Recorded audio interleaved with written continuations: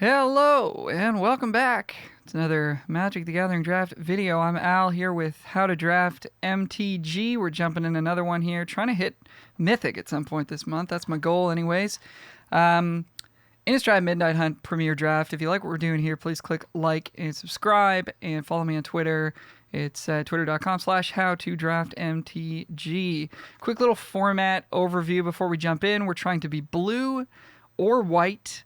Black has been harder and harder to draft as of late, so I'm a little bit hesitant to jump into it, even though it is a very good color. I'm trying to be blue. If we can't be blue, we're trying to be white, and then we're trying to move into something like blue-black would be the best deck, blue-white kind of the second best deck or the best deck, but a little harder to get into. Blue-green's really good, and then white's just got a slew of playable decks. White-blue, blue-white, really good. Blue-white. White-black, I should say. It's like pretty good, not amazing. And white-green is maybe the best sort of white deck. It's kind of weird to say because blue-white is definitely the best white deck. But if you're getting into white, it's probably because blue isn't open. So therefore, you're kind of looking at green-white. And then, red is like not really a color I'm ever looking to draft. I've had a little bit of like conversation on some of my Reddit posts and stuff. It's like, well, why do you say never draft black-green, for example? I won with black-green. And it's like, that's awesome. Congratulations. And like when I say never, I'm being a little hyperbolic. I sort of draft in my brain like a flow chart. So it's like, okay, I always want to be blue, except when I can't be blue. Okay, well, then I want to be white, except when I can't be white. Okay, well, I'm green. All right, well, I want to be green-blue, except I can't be. Okay, well, then I want to be green-white. Okay, and then it's like, so eventually I would get to a place where it's like, okay, I guess I have to be black-green. That just doesn't happen very often. Hopefully this makes sense. Okay, what the heck does this thing do? 3-mana 3/3, ward, discard a card. Exile creatures from a graveyard. This thing's very good. I feel like I lost to this. Okay, Borrowed Time is the other card we'd be looking at in this pack. Sorry, I was talking way too much at the beginning. So we're going to take this black rare. I'm going to just avail myself of what it actually does. If a creature was exiled this way, each opponent loses one, you gain one. It flips into a 4/4 that takes 2. Okay, so this is really going to punish certain strategies. So like Blue-White Disturb is going to have a really hard time beating this card because they don't have removal very often that actually exiles, except for Borrowed Time, which we just passed. And this is a very aggressive clock, too. This format really rewards proactive gameplay where you're playing creatures early and pressuring your opponent. And something like this, when it compounds that with disrupting some of the go-long graveyard strategies, is just really, really strong. So this is a slam dunk first pick. Second pick. So we're starting in black, which I kind of said I didn't really want to do. But black is amazing. So if we get shipped a bunch of black cards, we'll be pretty psyched. I think this pack has not much to offer us other than Search Party Captain, which is a white common I'm fairly high on. Not super high on Broodweaver because it doesn't attack very well, but there are certain matchups where this card is just unbeatable. Like, again, like Blue-White Disturb just sometimes can't beat this card. I think it's between Search Party Captain and the 2-mana 2/2 Candlegrove Witch. I'd also rather get into white, as we discussed at the beginning of the video, a little bit more strongly than I want to get into green, because I think that white just sort of has a deeper roster of commons and pairs really well with blue and green and black. And, I mean, you can, if you have a ton of good white cards, you can support them with Moonrager Slash and a couple of red uncommons or rares or whatever and have a pretty good deck. This pack, we're going to take... Woof, this is a really strong pack.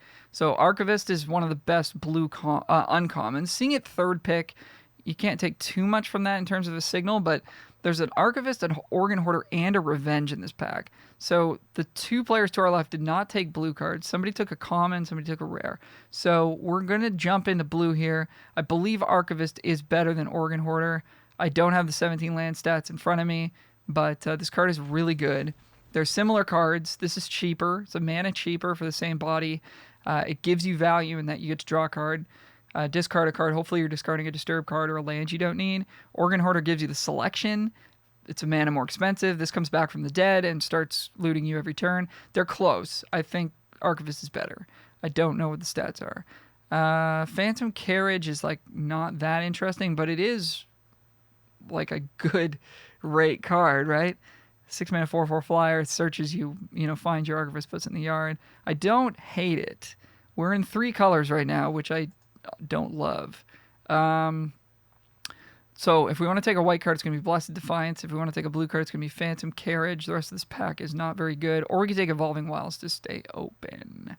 Yeah, I agree with the bots on this pick. I think we take Carriage here. Again, I don't have the stats in front of me. Seeing Archivist 3, third pick, along with that Organ Hoarder, makes me feel that blue is open. So I would like to continue to get into it. So call that a tiebreaker, if you will. Seeing more dope blue. Fading Hope is like definitely better 17 lands stats than I would have expected, because nobody really ever talks about this card on podcasts and whatever else, but I think it is good. I think Revenge is better because it actually synergizes with what your deck is trying to do, and what blue is trying to do internally, because if you have a card like Scob Wrangler or Larder Zombie, I think Revenge gives you a bunch more value than Fading Hope. But I think Fading Hope is just like a strong card. I think there's enough situations where that's going to like almost get you a card, plus you get to scry some of the time. But anyways, we're just diving deeper into blue here. And I'm talking a mile a minute. Hopefully this is good info for folks who are watching. So Bait Hook Angler is a card that has seen its win rate improve pretty significantly over the last couple of weeks. I was doing a video about I think green blue, and I was using 17 land stats, and like the game in hand win rate for this card I think was like 55%, and now it's 58. Plus sometimes it's never in your hand, you just mill it. Card's really good. You need stuff to play on too. This trades for some 3-drops. It comes back. You can pitch it to your Archivist. You can pitch it to your Shipwreck Sifters. So that's an easy pick for us, especially because we're really feeling blue flow. There was a Harvest-Tide Sentry in the pack as well, so we can keep that in mind. I like Harvest-Tide Sentry quite a bit in blue-green, which I believe is a proactive, more aggressive deck that really benefits from cards like this, cards like Eccentric Farmer, Organ Hoarder, milling over your anglers and whatever, and just building up a board and pressuring your opponent. And then you do have some long game where you've got stuff like Shadow Beast Sighting getting flashed back, or Rise of the Ants or what have you. But we are not going to move into green just yet because we keep seeing good blue cards. We want to get as deep into one of our pivot colors as we possibly can. I didn't explain the pivot colors. There's a video I did that does. It's called How to Read Signals in Innistrad Midnight Hunt. But basically, white, blue being the best, white being second best, black being third best are your pivot colors in this format. And you want to get as deep into one of those as you can so that you have lots of options later in the draft. So that when we see, a dope white card, pick 9 or whatever, we can be like, yeah, let's take that. We're not going to take Sunrise Cavalier. This pack is pretty bad. I think we're going to take Soul Guide Griff. I don't think that the Locked in Cemetery is very playable at all. Okay, Startle versus Silver Bolt. I mean, because of how certain I am that we're blue, so we've got Overwhelmed is a first pickable card. Revenge is a first pickable card. Carriage is not really. Bait Hook is, I could see picking it first. Definitely not taking Behemoth. I think we take Startle over Silver Bolt because we're certain that we're blue. If we were uncertain that we were any of these colors, then Silver Bolt would be a great one to pick up there as, it's flexible, it's colorless, and it's removal. And so a lot of colors don't have good removal. Only black and red do, really. So it's either Cathur Commando here or Broodweaver. I'm going to take the Commando because I think white-blue is better than green-blue, but we did see some green flowing. So there is that. Okay, pick 11 Revenge is pretty nice to see. So what did we take over this? Oh, we took Archivist over this. So somebody took the Organ Hoarder. That seems good. Okay, nice. So Blessed Defiance comes all the way around. So with a card like Blessed Defiance, this is one of the best white commons. But you don't expect people to necessarily be on this as the best white common because it looks like a bad card. Even this deep into the format, you're not drafting amongst folks at the same rank as you. You're just drafting against whoever joined the queue. So not everybody is watching a ton of videos and listening to a ton of podcasts and knows. So I don't know that I can say for certain that white is flowing, but We saw like playable stuff in white. The Griff, the Commando, Defiance is a good card. So if enough folks at the table know that it's good and they're passing it, it means they're drafting other colors. So what I'm trying to say here is white might be open. Blue is definitely open because we got Revenge pick 11. We got Archivist pick 3. We got Angler. So we're feeling blue from the right. And we opened a blue Mythic, so that's pretty cool. When this enters battlefield, you may pay 1 blue, and you do. And then you phase things out. I mean, this is probably dope. 2 mana, 2/1 flying with flash is already really good. Covetous Castaway is decent, not great. It's good if you've got a lot of Shipwreck Sifters, which we don't yet. We didn't see any Sifters, which is actually kind of interesting. If blue-white is open, we should see them. There's nothing else in the pack on the level of that Mythic, so we're taking it. I've not got to play with that yet, so that's pretty cool. Okay, Triskaidekaphile. 1, 3 for 2. Draws you cards very slowly. I mean, it's a good 2-mana play because it can block certain things, but it does not pressure your opponent at all. It wants the game to go long. It wants you to sit around, stare at each other. It just doesn't happen that much in this format. So I would like to take Farmhand here as just the like miles away best white uncommon, I should say. Not that we can expect to get past anything we want in Pack 2, but I think we saw enough white in Pack 1 that I think we'll get some in Pack 3. And like this, the power level of Farmhand is just so much higher than Flip the Switch. And I think it's high enough that we don't care. But I mean, you're never going to win the game off of that 13 cards thing. Okay. Devoted Graphkeeper is a reason to be in blue-white. We're kind of trying to do. Hoarder is just dope. So that's a tough pick. I think it's between those two cards. Angler's dope. Abomination is dope. There's a lot of good cards in this pack. So are we going to decide that we're white-blue and take this? Are we going to try and wheel it? I don't know if we can reasonably. I prefer to draft more 2-drops than 4-drops. So these are all things that are leading me in the direction of Graphkeeper. I don't really have any 4s yet. We just picked up... Yeah, and the bots think so too. I think we're taking the Graphkeeper here. I could certainly see an argument for Organ Hoarder. I mean, we just picked up a Farmhand, so, doubling down into blue-white, I don't mind it. But this is a pick that's sort of locking us in a way, to white-blue. Worth noting, we saw 0 black in the previous pack, so we're definitely not playing Graveyard Trespasser, even though it's dope. Anyways, I could see an argument for the Hoarder there. So now it's either Startle or kind of nothing. Eaten Alive is obviously good, but I really don't think we're going to be in black. Maybe we would consider it if we'd taken Hoarder just there.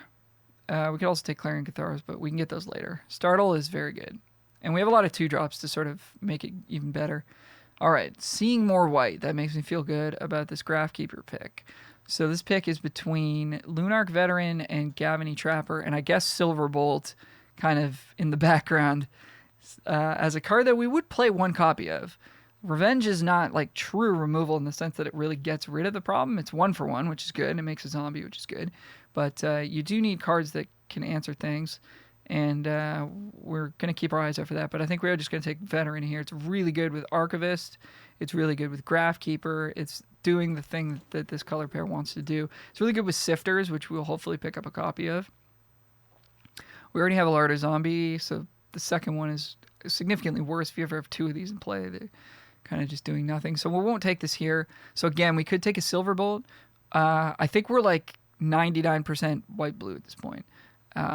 Getting cut in blue in this pack, which makes sense because we were seeing it in pack 1. You tend to get opposites in pack 2. So Morning Patrol, I think, is what we want to be. Again, we've got Archivist, we've got Graphkeeper. We can mill this or discard it fairly incidentally. So could have taken the Silverbolt there. So if we end up feeling like we needed one, we had our shot and we didn't take it. This pack is bad. Odric's Outrider is a card I really liked at the beginning of the format. Everybody was like, that card's bad, you're wrong. And now I'm kind of like, yeah, you're right. It's not that good. But I think it's better than anything else going on here. And we don't have any 4s because Search Party Captain is more of a 3. So I think this card's pretty sweet. I mean, if you can land it and then make an attack that's would have a couple creatures trade, then your opponent's like, well, I can't block now, and whatever. It's not an amazing card. It's a good card, and we took it. And we're gonna probably play it. Here we're gonna take Delver, I guess, just to cut blue. We have 5 instants. There's a chance. All right. So seeing the other gold card here in Faithful Mending. Not a card we have much support for right now. Again, we really want Sifters, and we have not seen any. Sifters is good with this. Obviously, Disturb and whatever else is good with this. I think we are going to take it. We can mill it with Graphkeeper. It's like Spirit and Celestis Sanctifier are just not good. So I don't think it's worth it. Second Faithful Mending is pretty tough. Now I kind of wish we'd taken the stupid Spirit or whatever. Drownyard Amalgam, I guess? Or Unblinking Observer. I guess we waited too long. Whoa, come on. Okay, we're not playing 2 of these. Oh, I want both of these, but, I mean, we got to take the Hoarder, right? Pick 11. What does that mean? That means, it has to mean that nobody's drafting blue, but, like, that doesn't make sense. Component Collector is unplayable, so we're going to take Clarion Cathars. And let's fill out our collection of stuffed bears. How about that? Okay, pack 3. So that was really weird seeing Hoarder that late. I mean, it's a gift. It's not like we're geniuses and we read the signals. Like, I don't know how that got to us. But we're going to take it. We need it. Plus Defiance is the only card we want in this pack. Dissipate has not been good for me. Blue is just rough. Any time a card's got double color commitments, you want it to be like a 6-drop in limited in general, because it's just like so hard to consistently have. Or it's got to be something like Gavany Dawnguard, which is just like a bomb on turn 6. And if you can play it on turn 3, like probably we'll never lose. But yeah, I mean, blue here is pretty rough. And I mean, Flip the Switch is definitely a better card. I haven't loved Flip either. Probably because I'm just not that good at playing control, but okay, hello. So I don't remember taking the first Defiance. Oh yeah, I guess we wheeled it in that first pack. Okay, what does this do? 3 blue, spells can't be countered, all your stuff is flashback. 5 mana 3/4. We do have 7 instants. I don't know how, I guess Flashing Back Revenge is pretty good. 5 mana though. We could just take Borrow Time. Flashing Back Startle's really good. This could be a mistake, but I am drawn to this rare. It gives us some late game, which we don't really have at the moment, but Borrow Time was probably the right pick on win rate. But again, I don't have 17 lands in front of me, so we're doing this old school. I mean, it fits our curve, because like Soul Guide Gryff is not even a card we actively really want to play, so and which is sort of the texture of this pack. How are we doing for 2s? 1, 2, 3, 4, 5. I guess we're taking Unblinking Observer. I would like to not play it. We're already at the point where we're making cuts, so yeah, we're doing well. We've got 24 cards that we're interested in playing. I think probably Delver is not going to. Oh dear. I mean, Wrangler's at its best in blue-black, but we've got Zombos, we've got Double Startle. We don't have any Falcon Abomination yet. That'd be a nice one to slot in. I mean, Archivist is also dope. We need 3 drops. It's doing the thing we want to do. Gosh, that's such a tough pick. I think on balance we just have to take the Wrangler, but I could see Archivist being the better choice. Maybe we'll wheel it. Wheeled Organ Hoarders and stuff. But I mean, our 3 is kind of a mana cost in this format that is not well supported in general. So I guess if you don't have that many 3s, that means your deck is pretty good. So again, a Silverbolt that we, at this point, I don't know how much we care. Double Startle, Double Revenge are card quality is pretty high. I think we're just taking farmhand here. And we can start to cut some cards that don't really make any sense, like Delver. And, I mean, this Outrider or the Cathar might be going. Candlegrove Witch versus Geistwave, I guess. How are we doing for creatures? Lots. So, I mean, this deck is doing fine. I guess we'll just take Witch. It's probably better than Observer, right? So there we go. We get to upgrade that area there.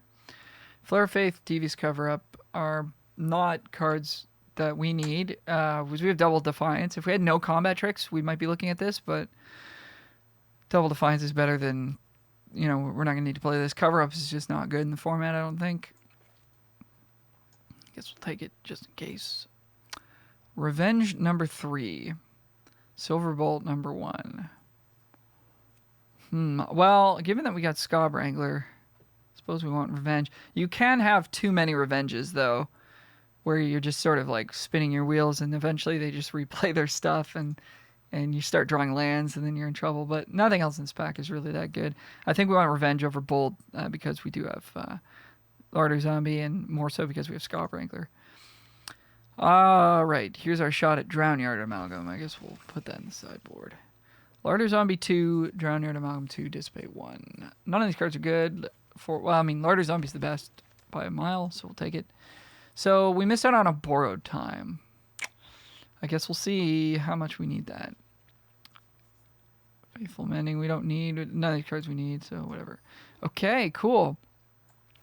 So this deck would be better. Okay, we got Geistwave anyways.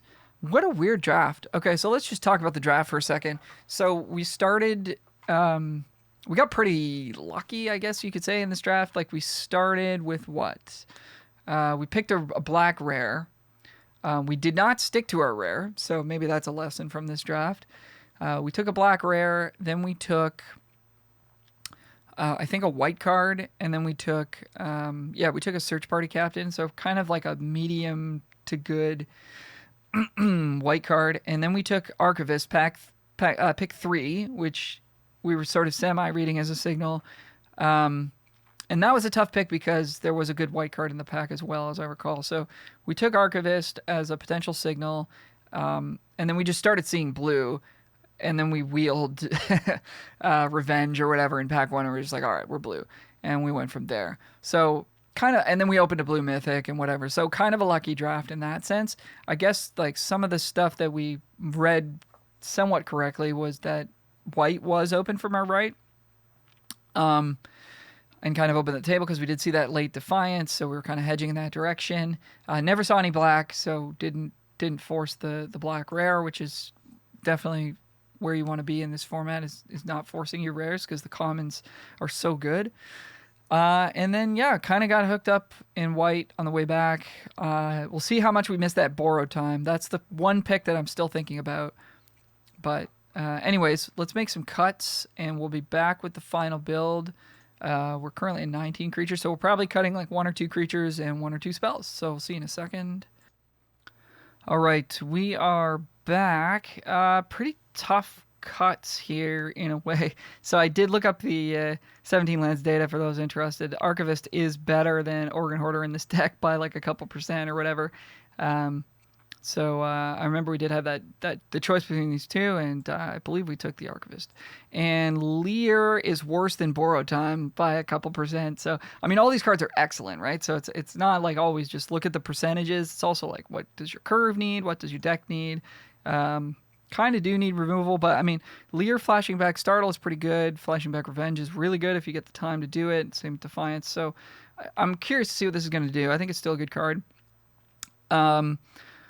We cut the Odric's Outrider, because I just don't think it's going to be good enough. We want to get Coven and Cathars. I was thinking about cutting Clarion Cathars, but this gives us Coven to flip our farm hands.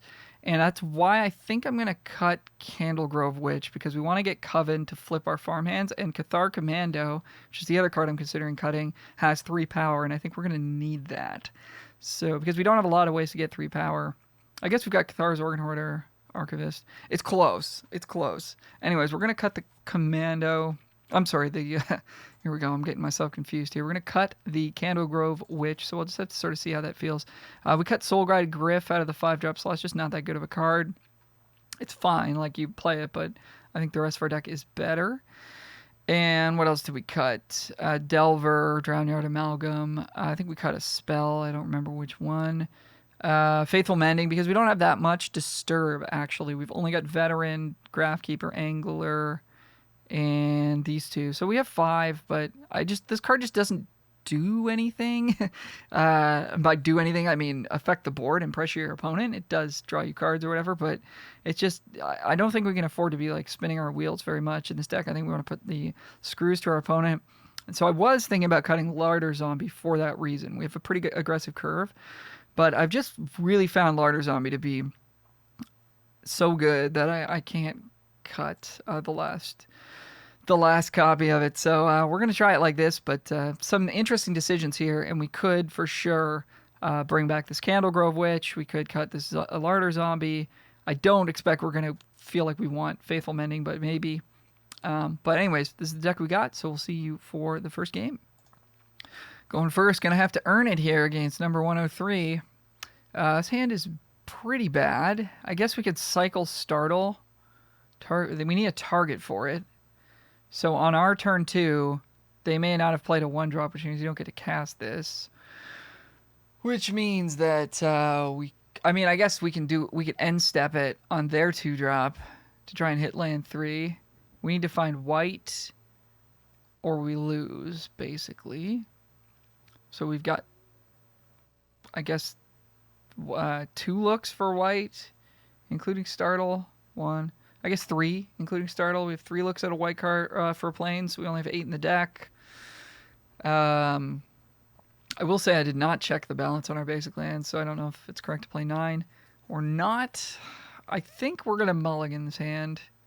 If we do find a planes, this goes pretty well for us, but we don't have a 2-drop we can cast, and if we don't find a planes, we just lose. So I think we mulligan here. This hand's way better. We'll put a land back. We got Veteran into Farmhand, into find your land for Farmhand, into, I don't know. At least we're playing cards and doing things. I feel much better with this hand. Obviously, the previous hand goes a lot better if we do hit what we need, but this hand, we don't really need to hit anything. We're doing the thing right off the bat. Opponent is thinking about taking a mulligan themselves. Be cool if they did, start on even footing. If you do want to click like as you're watching this video, or subscribe, or leave a comment, ask a question, tell me what I'm doing wrong, leave a suggestion on how we can make the channel better. Tell me what I'm doing right, too. That's always nice to hear. Let me know in the comments. I'd appreciate it. I did get some great feedback on the previous video about maybe doing a little review at the end of the draft and saying what I thought, how things went, how the deck played out, that kind of thing. Okay, our opponent, I don't know what they did. We're keeping this hand. We're putting the island back. Our opponent is on 7, so they had a difficult choice, or they were just using the bathroom or something. And they kept 7 on the draw. Red, Stinger. Okay, Stinger is okay. I don't mind seeing that when you have Veteran in play. It's pretty good. Do we want to trade for Stinger? I feel like we do. I feel like that benefits us. Probably should have played Farmhand first, though, so that we make sure we gain life. Opponent does not want to trade. So we'll take a life here and a plains out of our deck. Thank you very much. Pass the turn back. This is a very scary card. If you're in red, I think this is where you want to be. Opponent's in red-black. That's even scarier. Because if they're number 100, they probably drafted a good red-black deck, and the good red-black decks are pretty scary. Okay, Festival Crasher. So we're going to slam into this, right? Or are we? We're definitely attacking with one of our creatures. If they block, we Defiance. That's great for us. If we attack with Farmhand, they're more likely to block, which is good because we want to kill the Crasher. If we leave, I guess we would just leave Larder Zombie back and try to Defiance them on the block. So I think we get in with both here. So I don't really care if our creature dies here. Yeah, because I mean, Farmhand is really good against them once it flips, but we're nowhere near close to having that happen. And gain some life here. This thing is super scary if they've got spells in hand, which you would assume they do if they put Festival Crasher in their deck. So we're not doing too badly here. Opponent can crash in with Stinger, and I guess we can't block it because they got 3 mana up, right? Because it gives +2/+0. Yeah, card's good. Card's good. Outlaw, it's a nice one as well. Okay. Revenge, that's a nice one. That's a nice one. Okay, so let's, I guess just crash in for 1 in the sky. We could revenge their Outlaw and then activate Larder Zombie on their turn. That seems all pretty good to me. But we're not clocking them super hard here, so hopefully we can draw some cards that do things in the next few draw steps. I guess we're going to have a little bit of agency over that with the Larder Zombo. Opponent considering their options here. We will take okay. I was going to say we're going to pause, but we're not. Okay, in they come. Not the Stingers. They don't want to spend their mana this turn. I think you still come in with it, though, because, like, we're not going to block, right? I guess we could block, and then they get them to pay 3 and then revenge it. That'd be pretty sick. Okay, they're not going to do any of that. So how badly do we want to gain, quote-unquote, 3 life here, or do we want to potentially revenge their turn 4 play, which is like a Moonveil region or something, because they really care about playing this turn 4 play. Boy. I think we just take 3 here. We're at 22. Pretty interested to see what they're going to play here. If it's nothing, we can revenge their Stinger, and they'll, I guess, just put it on the bottom because they don't want to redraw it. Spellrune Painter. Sure. That's good. I guess we'll just revenge that, since we don't want them to get another trigger off this Outlaw. So, not that scary of a play. They have a 1 mana trick, or they just, I guess, no, they don't have a trick. They're just thinking about if they want to put it on top. Okay, let's Zombo it up here. Clarion Cathar. It's a good card. It's a good card. I would like to cast this Leer at some point, but also getting 2 bodies off of this is pretty good. Gain a couple life. I think we're good with this. That's not what I wanted to do. Stupid UI. Okay, whatever. We drew a land. I guess we get in with Vet here. So I'm down with the trade. They're not going to want the trade. So let's get in with Vet. Oh, the UI, man. Take action means I want the card, not I want it in my graveyard. They're going to take the trade here.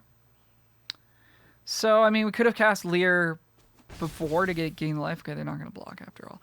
But you don't want to show them that you have nothing, because then it makes their decision a lot easier.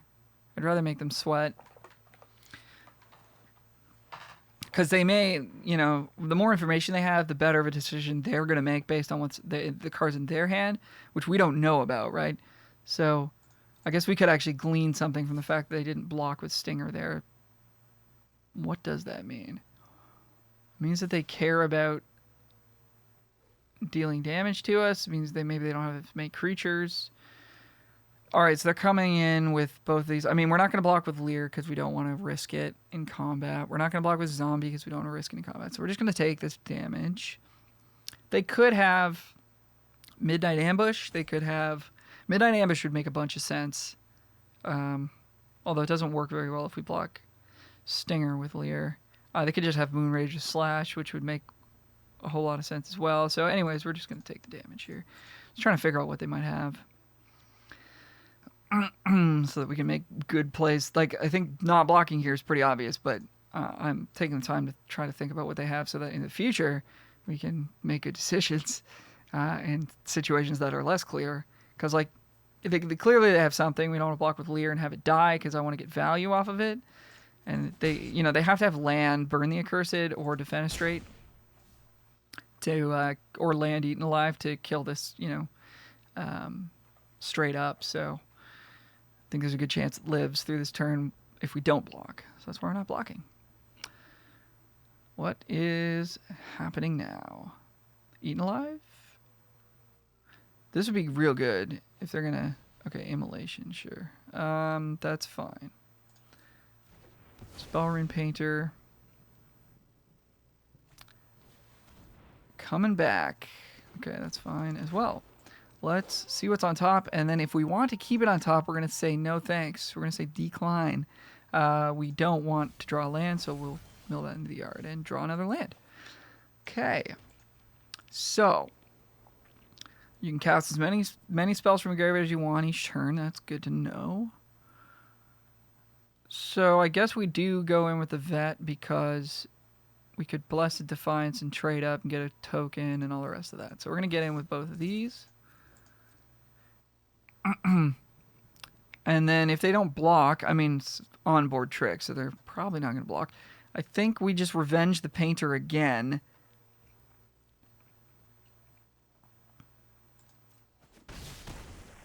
Because the Outlaw, I don't really want it to become Knight, so we need to make sure I was thinking we could do it on upkeep, but I think we just Revenge the Painter again.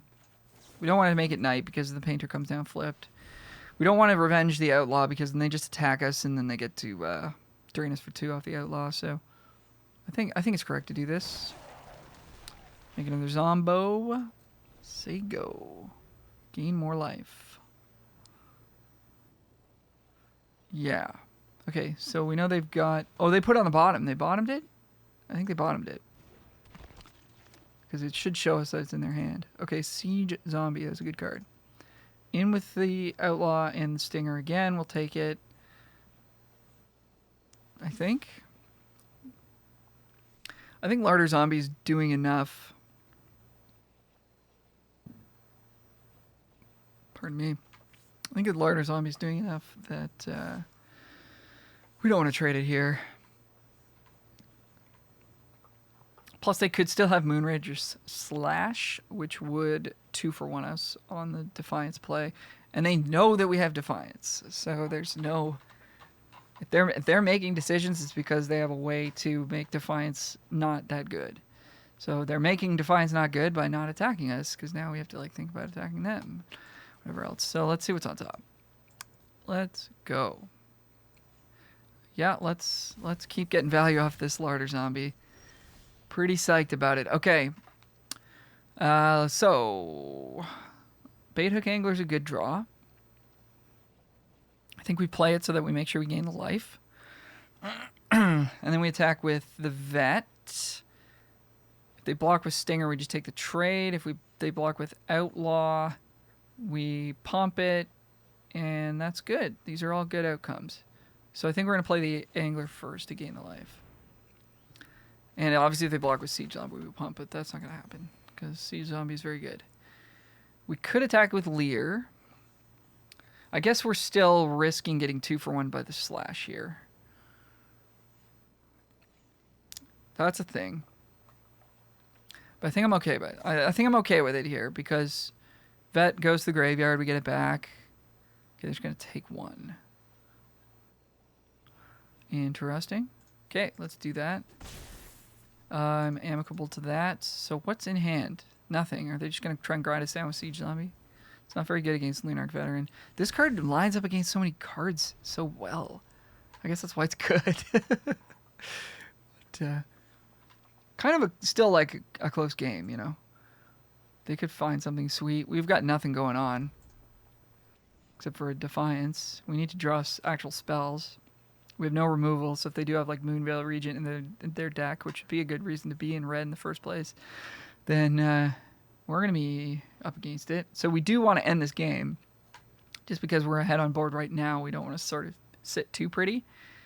We want to continue to pressure them. Pax Betrayal, gain control of target creature on tap. So then they get to not flashback anything. Okay. They have a way to sacrifice it. They have nothing in hand. Okay. I think we're just letting this happen. They could flash back their own Pax Betrayal. That's cool. Take a Decayed token, maybe? Take a Bait Hook Angler. That's good. Okay. So this is just a pure damage play here. And they're going to get in for a Bile. We're going to block Siege Zombie. We're going to take 8. No. It's past the blockers. Yeah. If they came with the Stinger, it'd be kind of interesting. I think we would block the Stinger, because we've got a good buffer of life total here. Okay, so unless that card's bugged, we're going to get our creatures back. Let's keep milling lands. That's good for us. Let's keep drawing lands. That's fine. Okay, they're at 12. We're at 10. So Blessed Defiance could just be a gain 5 for us at some point. They have no cards in hand. We want to pressure them.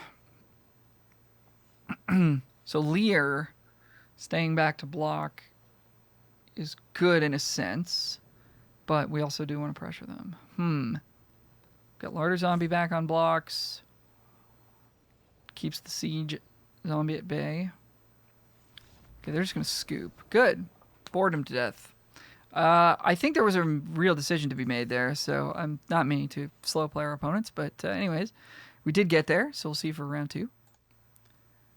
Yes, we are back. We're going first. We have a good hand, which we're going to keep, although Search Party Captain, I mean, okay, so I'm trying to say too many things at the same time. This hand looks good because Larder Zombie is a 1-drop, and Search Party Captain does come down a little bit earlier than turn 4, but Zombie doesn't attack, which means this is going to be harder to enable. But we're going to keep because we have like 7 good 2-drops in our deck, I'm pretty sure, so we're fairly likely to draw one, and there you go. And if we do just draw land for the rest of the game, I mean, we've got some stuff going on even still. So, like, not the best start for us. Triple Revenge is a little awkward here. Opponent didn't play a 3 or a 2-drop though, which is good. We're gonna pass it back. Next turn, we're gonna just play Search Party Captain as a 4. Okay, that's a good 3 though from our opponent.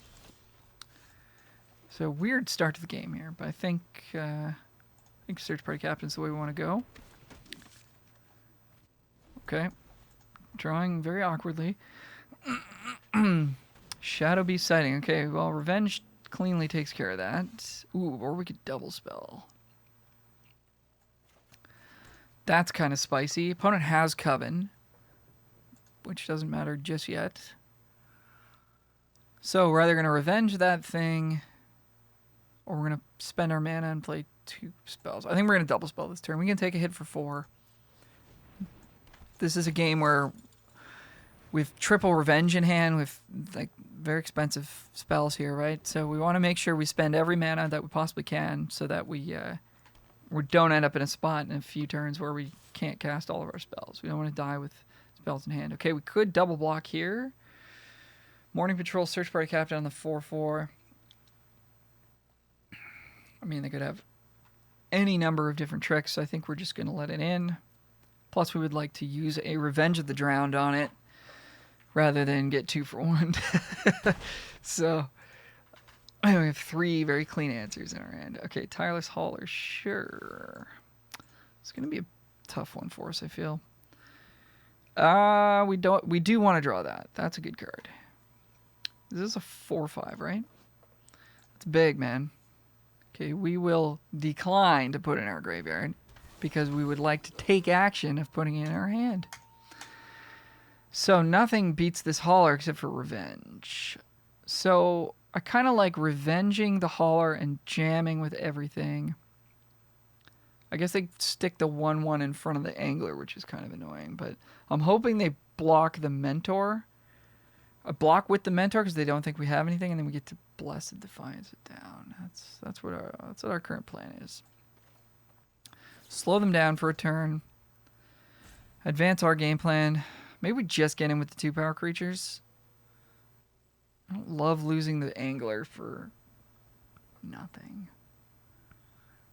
And not getting him with the angler means that we can activate Larder Zombie. Okay. I'm not going to attack with the angler. Although not attacking with the angler makes them... it doesn't make them any less likely to block with the mentor, actually. Okay, actually, we can activate this other way now. They're not going to be able to get Coven if they don't have the 1/1. I think the 1/1 matters to them. I think I'm going to attack with everything. Not to say that they're not going to trade, but I think the 1/1 does matter to them. So if they do trade, it's still okay for us. Okay, I like what's happening. This is good. So we can either trade the angler and get a 1/1, or we can take down the Dawnhard Mentor, which I think is what we want to do here. And gain some life in the process. Not too bad. Not too bad. Okay. Passing it back.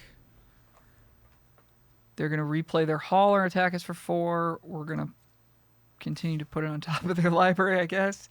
Just be as annoying as possible. Activate Larder Zombie. We don't mind drawing a land here, so I guess we'll have to see if there's something absolutely useless on top. Maybe we'll bottom it, but or graveyard it. But I guess we should ban a land because there could be another land underneath that, or there could be a good card, right? Because like going Revenge, playing a 1/2 flyer is good and everything, but I think we bin the land. Startle. Not great. But whatever. Let's keep putting this thing on top. I'm not going to attack with the zombie. We want... I guess we could here. Because we still will get to activate our Larder Zombie. But I think it's a bit early to be pressuring, like, sacrificing things to damage them. But there is a window there to get in for 2. So, worth noting. Alright, 4/4 coming in. I guess we're taking it.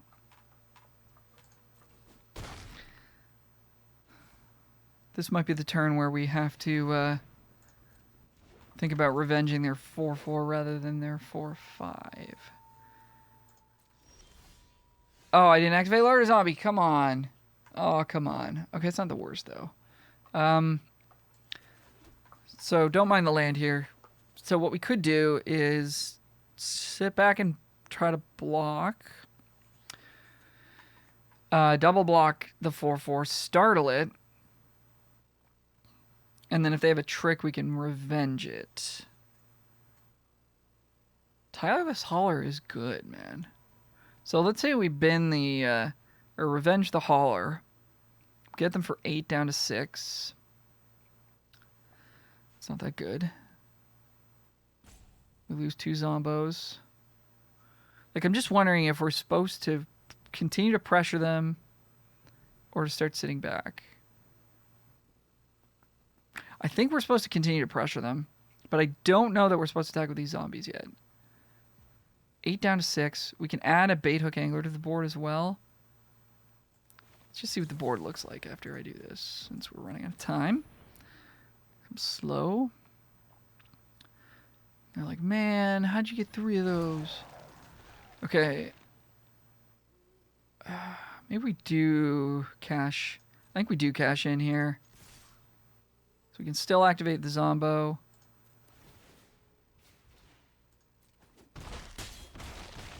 We have a flyer.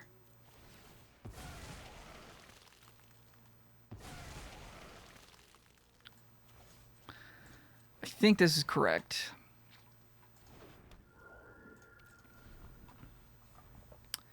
Sitting back on the combat tricks just doesn't sit right to me. I think we're ahead. I think we pressure them because now... Okay, well that's quite annoying. I was going to say, like, now they got to think about not attacking us. But now we're actually kind of in a situation here. So now I feel like we made a mistake, but we didn't know they had Bird Admirer. I thought they were just going to play that other guy a bunch. Let's see what we can draw here. Blessed Defiance. That's good. They could have a 2-mana +2/+2. We have Startle for that. I think we do want to keep this card. We'll decline to put it in our graveyard. I think we just bash with everything here.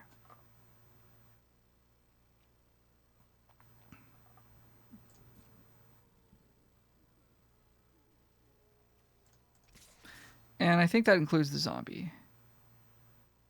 Right?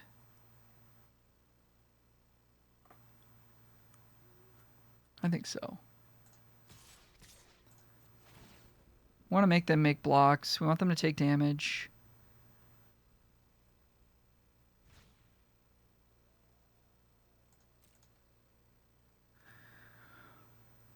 Yeah, pretty worried about them having Might of the Old Ways in hand. It's not like a card they're super likely to have in black-green, but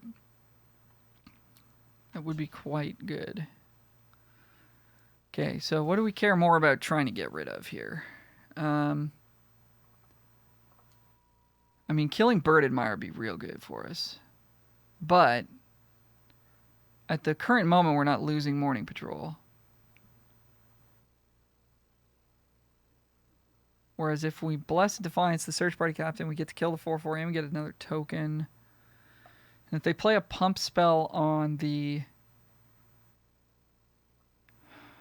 Bird Admirer, then we just get to save Morning Patrol and make another dude. We can't kill them. They're at 6. Defiance put them to 1. Huh. I mean, killing Bird Admirer would be great because they're going to 3. That lets our dudes come, our flying dudes come in. Killing the 4/4 would be good too. I don't know. Not really sure what the right decision is here. I think it's killing the 4/4 because I feel like there's less that can go wrong here. But it's a tough decision. So I think they have something. Oh, they have... Oh, no. Okay, this was obviously the wrong move because I wasn't thinking about this card. Cool. All right. That's brutal. No. I guess we kind of got 2 for 1 anyways because Morning Patrol wouldn't have killed Bird Admirer. It's not as bad as it looks, but it looks bad. It looks bad. They're at 3. We lose our Zombo. We're going to get another one, though. Pass the turn.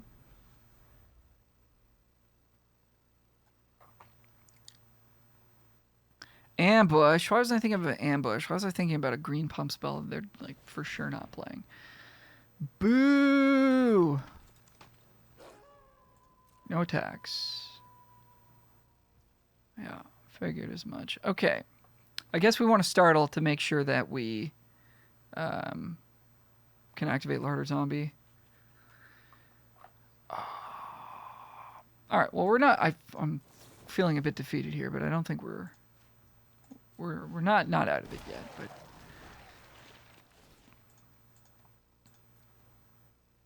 put that in the graveyard for sure.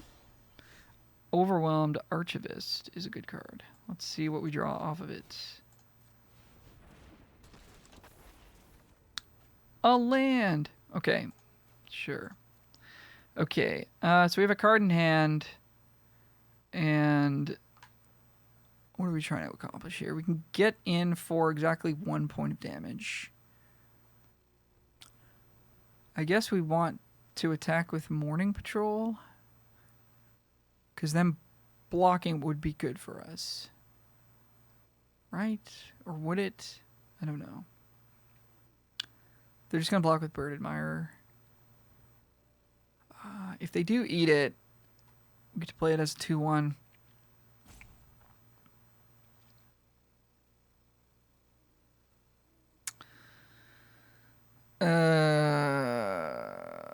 Swing with everything doesn't do anything. Because having a flyer is better than not having a flyer, right? Stupid Bird Admirer.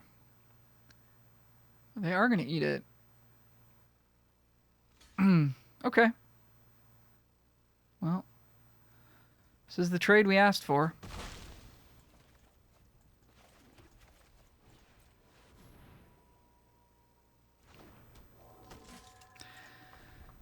Hoping to find Lear. Lear would be an excellent draw. We got triple Revenge in the yard. We got a Blessed Defiance to flash back right away. We got a Startle. In for 4. I mean, yeah. I think we take it here. We could block with Archivist. Give ourselves another flying creature.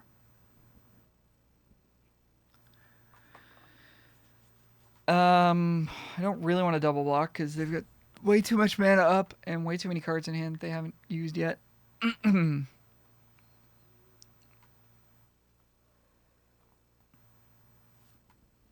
Gut says don't block, so I'm not going to.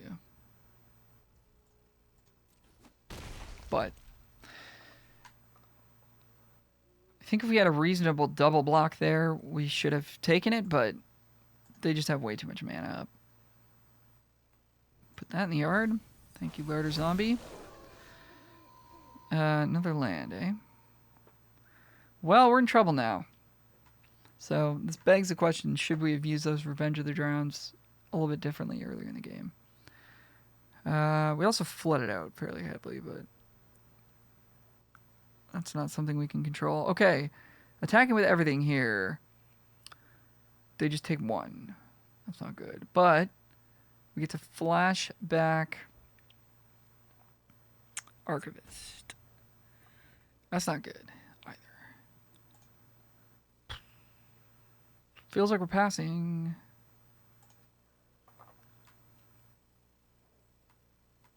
Feels like we're passing. Yeah, so maybe the attack of Morning Patrol was bad then. I wasn't thinking about the fact that this has vigilance, and then we might actually want to block it. Save some life. Got him close to dead, but that ain't dead. They're gonna kill Larder Zombie.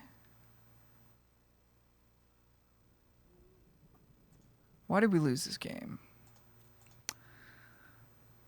Triple Revenge. We were being aggressive with the Revenges. Perhaps that was the wrong way of doing things. We should have tried to value them out, maybe. Just felt like we were going to get blown out. That's why I didn't make that move. Okay, in with everything. Hello. I guess we got to do some blocking now, eh? Okay, so they're not leaving back a reach creature. So that means they just have another one in hand, I guess. We have to chump block the Brawler. So I guess we're just chump blocking the Brawler. Obviously, they have something that can deal with these flyers, but I don't think a double block makes any sense here. We could still draw Lear. That would get us back in this. Interest in the comments if you're this far into the video. Let me know what you think.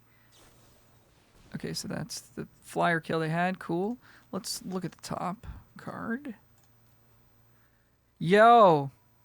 Okay, I would like to decline putting that in my graveyard, because that could win us the game here. Oh, no, it can't. Why did we die? What? What? Did I just not do the math right? I just didn't do the math right. Oh, because Clear Shot gave +1/+1? Is that what it was? This got +1/+1? No. I don't know why we... I think we just died because I didn't block right. What the hell just happened? Archivist was in front of this thing. We were at 10. Were we not? No, we were at 8. We were at 8. And this was... this got pumped up. So that's why we died. Okay. Well, there's a couple spots there that I think would be interesting discussion. So leave a comment if you know how I should have navigated that. I'll see you in the next one. Just thinking about it now, too, we also missed a Larder Zombie trigger at one point, which would have potentially gotten us one card closer to Lear. So we would have drawn Lear a turn earlier. But we did draw land the turn that we didn't. Yeah, but I think that might have made the difference. Or obviously managing our resources earlier in the game would have could have made a difference. I'm not sure though. I'm not saying that I definitely played wrong, but there were some decisions there. So let us know in the comments. So this hand's good. I think we just start with the Gonna say farmhand, but there's a chance that we like want to start with the Wrangler because it could trade up better with Blessed Defiance. I think we're gonna have enough bodies in play that we don't really want to get this into combat. So I'm gonna take the farmhand, play. Plus, it does get us a land, which we're gonna need a bunch of this game. No 3-drop, so that could be Nebelgast, Intruder, which gets to eat the farmhand. We could Defiance it and then play Wrangler. If they literally have nothing, then we can play Search Party Captain. Okay, they literally have nothing. They could have Flip here. I mean, you just got to play in. I think you just got to play into Flip, though. All right. They just literally had nothing, so that's good. Lucky. How lucky. Okay, 4-drop. Shadow Beast Sighting. That card is not very good against Revenge. And I think that's the play we want to make now. I guess we could Defiance into it with the Search Party Cap. And then play Archivist. That's the other line we have. 2-2 on the ground against blue-green. It probably doesn't have a ton of value. If we just Revenge, we get to hit it for 3, though. I don't know. Getting the Archivist down is cool. We don't get to get any value off of it with the discard, though. I guess that's worth thinking about, because if we draw a land, we actually want the land. So we'd have to literally draw a Bait Hook Angler to feel like we really did it. So I guess in the interest of mana efficiency, let's just spend 4 on the 1 card. These will let us double spell on future turns. We don't need to do that right now. All stuff to think about, though. Okay, so this could be, leaving up 5 could be the 3/3 flying with flash. Which is fine. We can farmhand that. Defiance, farmhand, whatever. If they have nothing, we can play Clarion Cathar. Not going to attack with a zombie because we've got cards we actually want to play. Okay, so they just don't have it. Really weird. So I wonder if they're missing a color or what? Because, like, how can you have this much mana and not be able to play your spells? That's confusing to me. They have Devious Cover-Up, maybe. We have 5 mana, meanwhile. So we could... No, we have 4. We have 4. So we just want to play Clarion Cathars. All right. Keeping it simple over here. What else could they have? They can't have a Wrath? Rise the Ants, okay. Yeah, that makes sense. That makes sense. Okay, so Startle takes care of one of those. Farmhand can flip, but that doesn't feel like what we want to do. So we definitely want to cast Startle this turn. We would like to maybe cast Blessed Defiance as well. So I suppose that means let's attack like this. So whatever, if something blocks Clarion Cathars, just the captain. Okay, well I want to cast Startle though, guys. That's what you're not letting me do. Pop, pop, pop. Okay, get a 1/1. Cool. I guess we'll just play. I guess we'll just play Archivist. We kind of almost. I guess it's not quite time to play Scab Wrangler because we can tap 1 creature of theirs. We've got 1, 2, 3, 4, 5, 6, 7, 8, 9, 10. We've almost got lethal. We do actually have lethal with Blessed Defiance, but they're going to have another creature to play next turn. So all this is to say, I guess we just play Archivist. Maybe just discard Phantom Carriage or Larder Zombie. Phantom Carriage will, if they do get back into this game, Phantom Carriage will be good.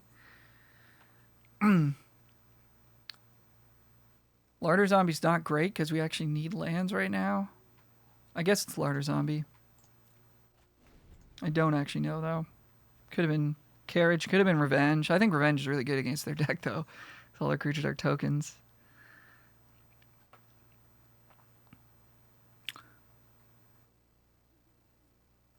Fight. Okay. Winterthorn Blessing. Fight. Winterthorn Blessing. Flashing it back? No, just casting it. Alright, well, definitely taking 5 here. We don't have great attacks next turn, but it's okay. Startle's good here. Land is good.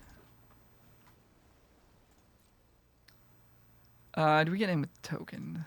Almost certainly not, because we have Scab Wrangler. They're going to take 5. They're going to take 5. Okay. Yeah, sure. Wrangle. And we can revenge something. Or, sorry, startle something, and we could Defiance, or we can just transform farmhand. They've got double Winterthorn Blessing in the graveyard. This could be something. Okay, no, it's nothing. All right, cool. See you for the next. Welcome back. We're 2-1. We're going first. That's always nice. We got a 1-drop. We have a 2-drop, kind of. We're going to keep it. Love to see... Well, I mean, really anything is going to be good here. Lands are nice. This Phantom Carriage has been awkward so far, I will say that. Maybe we're not supposed to play it. Okay, 2-drop's good. I guess what we really want to do is have them try to block and we get to startle. And then if not, I think we do just play the Angler here because we'll have the same situation next turn. If we don't draw a land, we can attack with both, try to startle. If they don't block, we get to play Search Party Captain. So this is all working. That's a very good card. That's all the red-black love these days. Menace. As long as an opponent lost life, each other vampire enters with a 1/1 counter. Gross. Just absolutely gross. Okay, well, let's just get in with the Angler. Because we don't want to spend Startle. And we did draw our land, so we don't need the double discount on the Search Party Cap. This thing is absurdly good. Okay, well, so is this. So we could phase something out. Ew. Don't like that. Neonates Rush. Okay. In. Yeah, can't block. Can't block. That's good, man. At least they won't get a creature off of that. Okay. Okay. We need to draw lands. We would like to cast Startle. These are all things we would like to do. We'd like to cast Spectral Adversary. Blessed Defiance would be pretty good too.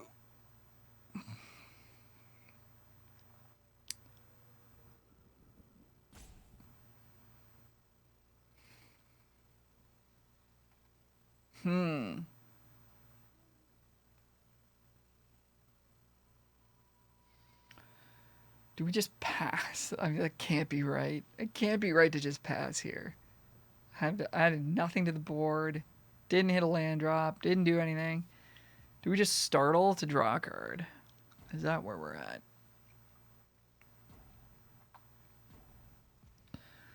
Could be. I mean, if we just pass. Startle's like not even that good. We double block the Socialite and startle it, I guess, is where we're at. But if they just come in with Stinger, I guess we just don't even block it. Maybe we startle it. Kind of feels like we're supposed to just pass here. I think this might be a huge mistake, but I just can't see another line where we're behind, you know. We're not racing. Playing Lunarch Veteran is fine, but then we're double blocking Socialite, trying to cast Blessed Defiance on somebody, getting blown out by a removal spell. So they're just coming with Stinger here. So it's not nighttime, so they could pump it. They could pump it one time into a 2/2. I guess, do we just double block? Do we just double block, see if they spend the mana, and if they don't, we take the 1/1. And if they do, I just don't think, yeah, I think we double block, see what they do.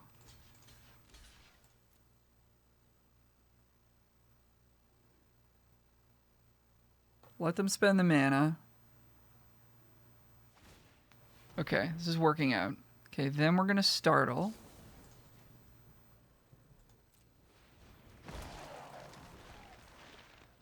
They're going to get +2/+0. We could Blessed Defiance here as well to get a 1/1. We're not going to gain any life. I believe we do want to do that because we're just so... I mean, gaining life's so good though against these types of decks. So we put on the Beta Gangler. Oh man, I think we're supposed to do this. Just to get the 1/1. Because we're so mana screwed right now that we just need to like spend mana where we can. Alright, now we could maybe play Lunarch Veteran. Don't love a double block involving Spectral Adversary very much. So I think we get in for 2 here. And I think we just play Vet. Now we have a double block that makes sense. Yes, they could have a removal spell or whatever. That's fine. I think we still just go for it. Not really losing real cards. Okay. 2 mana, 2/1. Okay, good. So they're not going to attack us this turn. Good. That's so good. Okay. Spectral Adversary. So this would be a 3/2 flyer that would phase something out. Or we have a Revenge. Or we just have a Clarion Cathars, which kind of gums up the board. Perforator and Interloper are really bad against our 1/1s. Spectral Adversary is not great because it doesn't block anything very well. So I think we just play Cathar here. Add to our board. Make our blocks a little better. Don't think we want to attack with Angler this turn. We're going to try and grind them a little bit here. So we're still not the aggro deck, I don't think. We could have maybe got in for 2 damage there, but...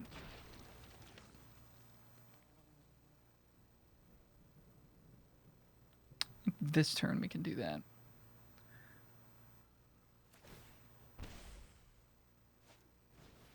Okay, that makes sense.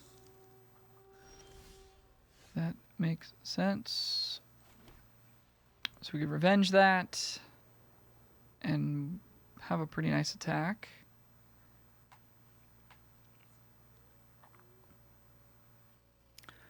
They can't block, though. That can't block. Why am I thinking that it can block? It can't. It cannot. It can't. So, we are attacking. We are attacking, but with what? Just the 2/1?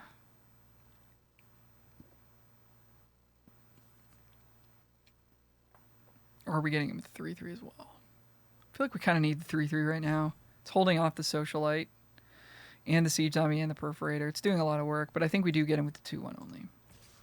And maybe the 1/1. 1/1 holds off the Perforator, but so do these things. Maybe we get him with one of the flyers. Phantom. Assuming we are going to add a creature to the board next turn in some form or fashion. So yeah, let's get in for 1 here as well. 3 damage. How's that? How is that?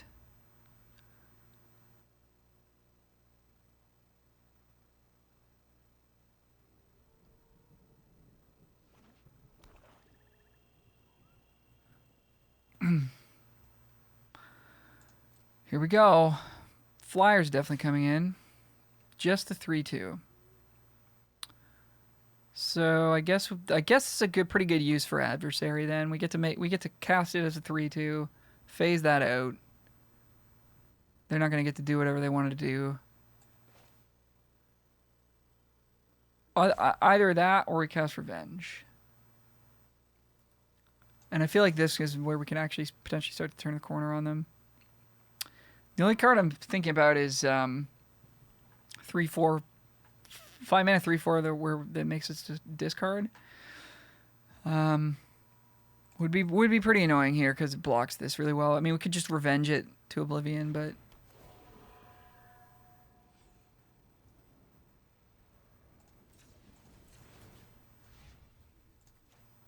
I think this is the right move. They don't necessarily have that.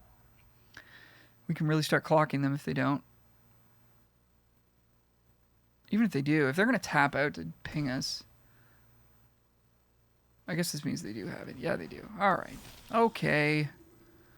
Fine, I guess. Okay, you're at 12, though. This is going to be gone. We have 3, 4, 7, 8, 9, 10, 11, 12, 13. So let's say you block 3, 3. Yeah, and we're going to have another zombie. Okay, so this is totally fine.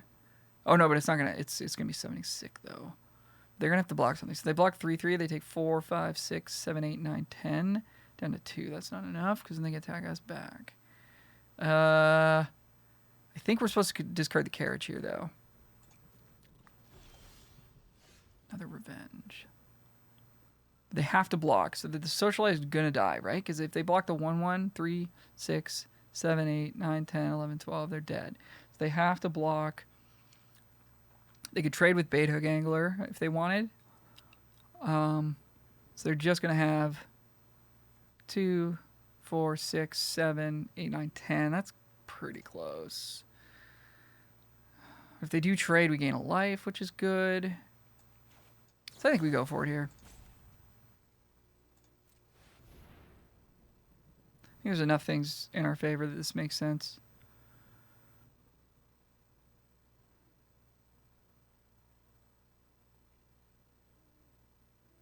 So the way I see it, they're gonna block Bait Hook Angler. 3, 4, 5, 6, 7, 8, 9, 10, 11. They're gonna block Angler, go to 1, or they're gonna block Cathars, go to 2. So they either have to have the Lunar Frenzy, I guess, to kill us next turn. And if they don't have that, then I think we're gonna get away with it. If they do, then we die. And maybe I was supposed to make a different decision at some point. Oh, no, now they can't because they traded. Right?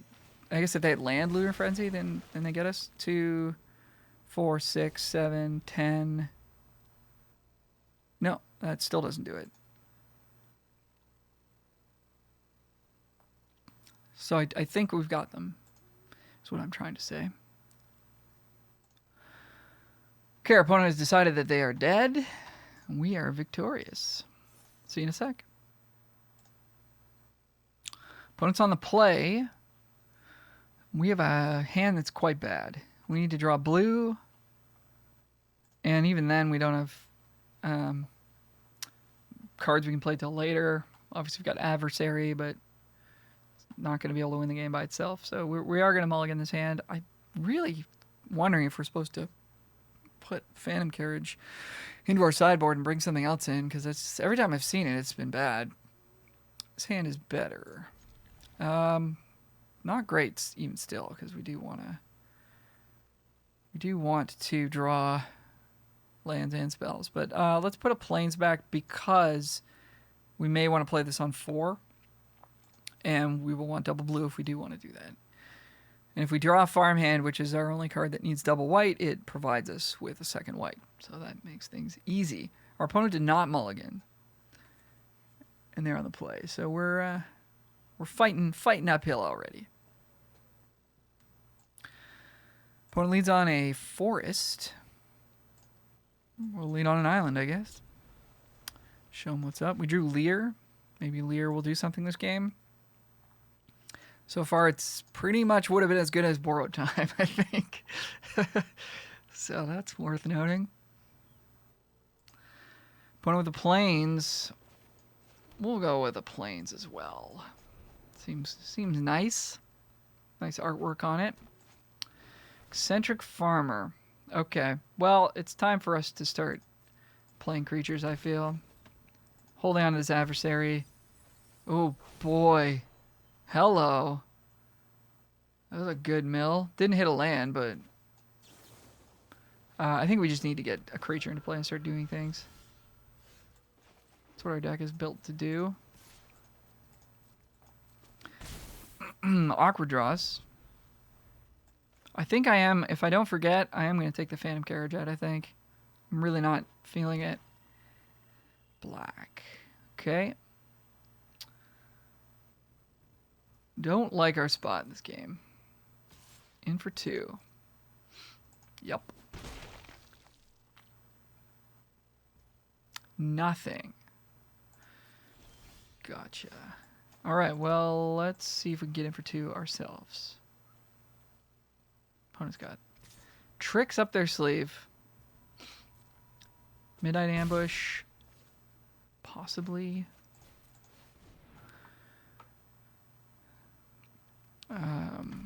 Clear Shot. Fight Spell are all possibilities. Duel for dominance. +2/+2 as well. Could have anything.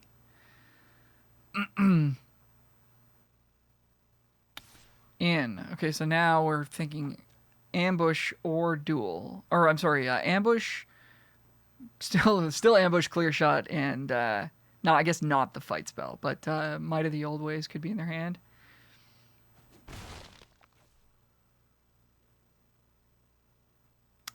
Kind of a neat little draw coming together for us here where we can play Defiance and Revenge and try to get some value out of Lear. Opponent gains 3 life. Well, that's cool. So if we attack with Cathars and they don't block, that's kind of annoying, right? If they do block, that's good for us because we get to use Defiance. We get to hold up Revenge. Really want to save Revenge for this thing. Or, I guess, Shadow Beast Setting to a lesser extent. I guess we hold back Cathar. We can 2-for-1 them as well because they've got a trick or whatever. So let's hold the Cathar back. They're not a very low life total. We don't need to play Commando this turn because it's got Flash. So if they literally don't give us anything, then we also do get to play Commando, which is good. Land. Beggar from the Yard. Or are they going to attack first? Beggar from the Yard is okay. We get to revenge it right away. Here comes the attacks. So do we want to try to revenge around their combat trick here? In for 2. I mean, it's going to take up the turn, presumably, because they won't get to cast their Beggar.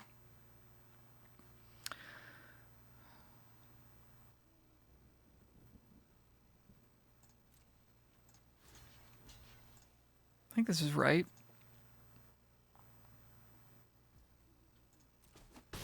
Oh, I guess if it's Midnight Ambush, then they do get to do it this way if they want. And we don't get the 2-for-1. But it's still a 1-for-1, that's okay. Could even Defiance to get the flyer. Okay, they're just going with the Generous Soul. Cool. I'm gonna go with the get that the heck out of here. Wait. This doesn't work the way I think. They can put this on top. I mean, we still have to do this, but it's not going to exile. It's going to go on top. But then they have to, like, find a way to get it dead and stuff. So that's okay, actually. But I was thinking it was going to exile, but it's not like that. It's not like that at all. Okay, we have attacks. We even have Blessed Defiance potential here on the Eccentric Farmer. Kind of into that.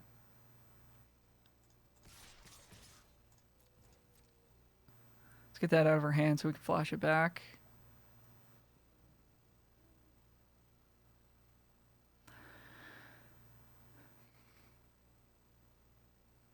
And then we got Archivist. We might have a tough decision to make with the Archivist, but that's okay.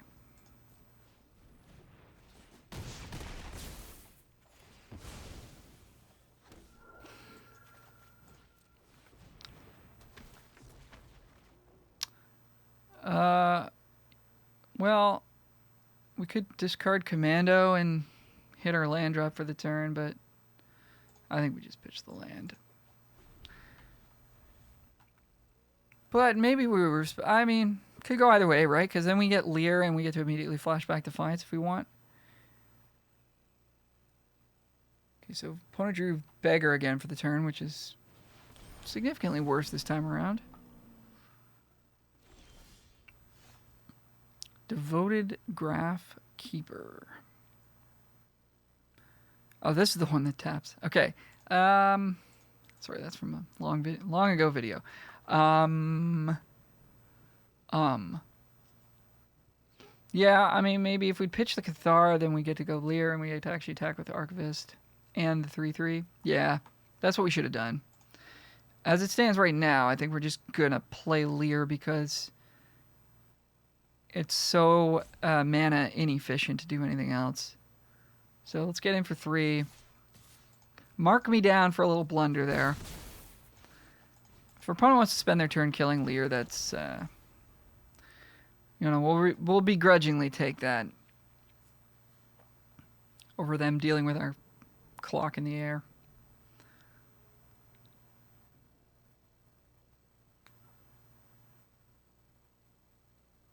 So they can Rebirth Farmer. Problem with Rebirth in this format is there's not really any big things to get back, generally speaking. A lot of the best creatures are small, but the card is still solid, and I think it's worthy of a splash in a green-based deck with farmers where you can mill it, and you have a pretty good chance of finding your splash color. I dig playing it, but it's not like it has that effect has been really insane, like in Ikoria and stuff, where you're getting back bonkers things. Okay, opponent lands the Beggar on the front side. Hello, Intrepid Adversary. They can't pay the kicker. What does this do? Each Valor counter on adversary. Well, geez. Okay. Right. So we have 5 mana. Really wish we'd taken that land. I'm going to beat myself up a little bit more over that. So we don't really want to put adversary on top, do we? But we've got all these, like, potential things we can do with our tricks. So I guess, do we start with Farmhand? Farmhand gets us a land, which lets us cast Defiance or Revenge, but not both. Right now we could Revenge the 4/4, swing with a bunch of stuff, which is pretty cool. Enters the battlefield. Well, they might be able to pay this cost one time. Oops, didn't mean to go to attacks. I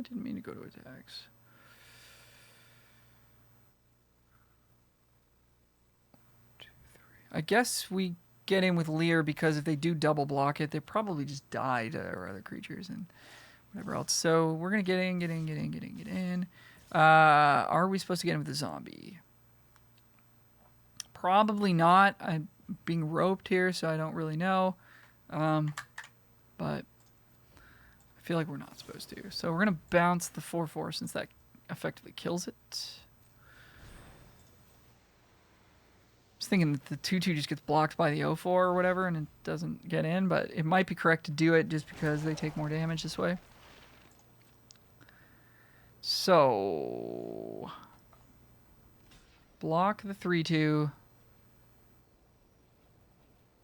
Beggar's going to go in front of the 3-power creature.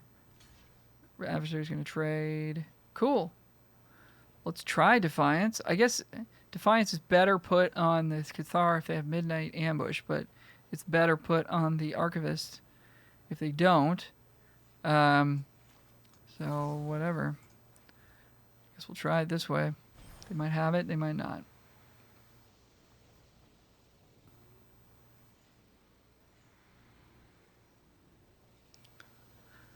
kind of getting it for free anyways. Spectral Adversary quietly doing a ton of work this game as just a 2-mana 2/1 flying. It's done a pile of damage to our opponent. Okay, opponent goes for a Flare of Faith on the adversaries. They get to eat our Cathar and gain quite a bit of life there. So that's pretty good for them. They're 12. And they're going to rebirth, I guess, something. Okay, they're going to farm. And that's going to be their turn.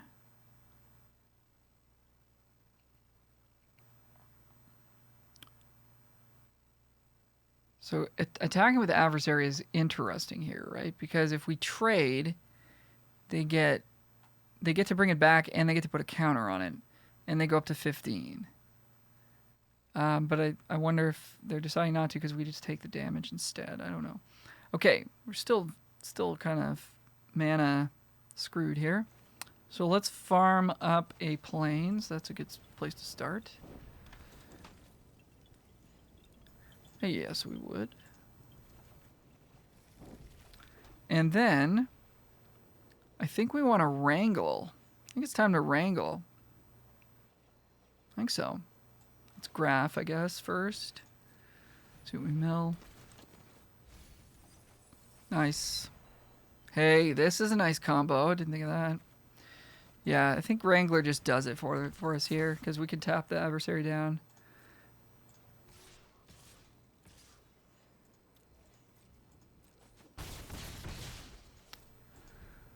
Well, we got to see Lear in action, Adversary in action, Wrangler in action. All our best cards showed up today, to this particular game, I should say, today. See you tomorrow for the next game. So anyways, I think this is a foregone conclusion here. I don't think they can do it unless they drew Meat Hook Massacre. Let's hope that didn't happen because that would be very backbreaking. Opponent's rebirthing their Rejuvenator to gain some life. So maybe they're not dead this turn. We'll tap the adversary so they don't get to gain even more.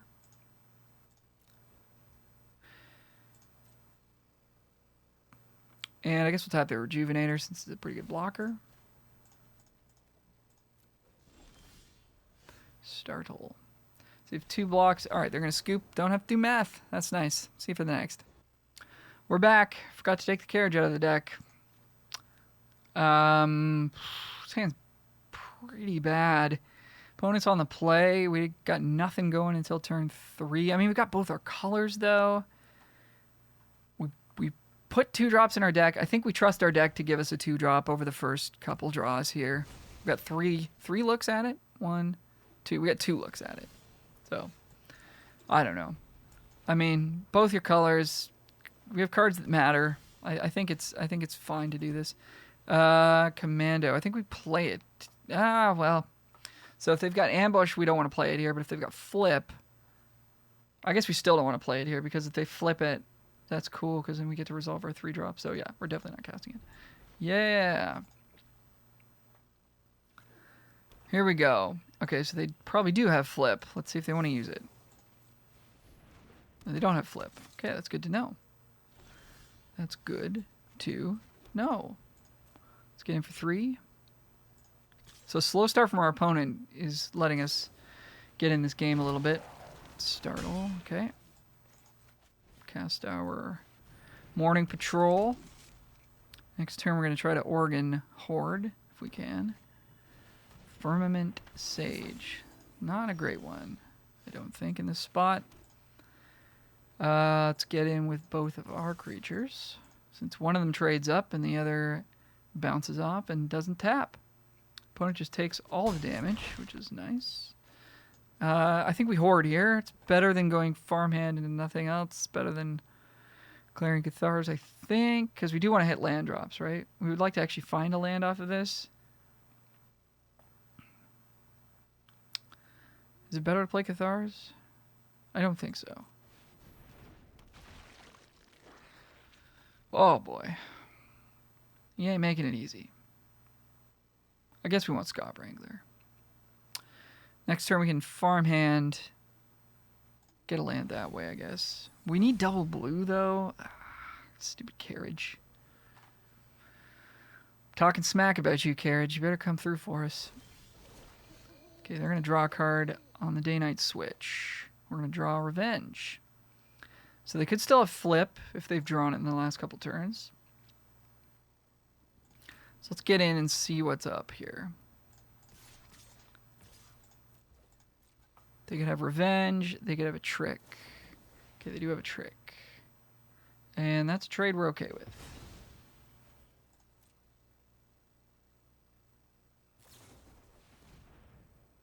Double ambush. Yeah. Good. That's nice for them. They're going to take damage. Love it. Love it. Damn it. I don't want to double spell now because of the... because of the Firmament Sage, right?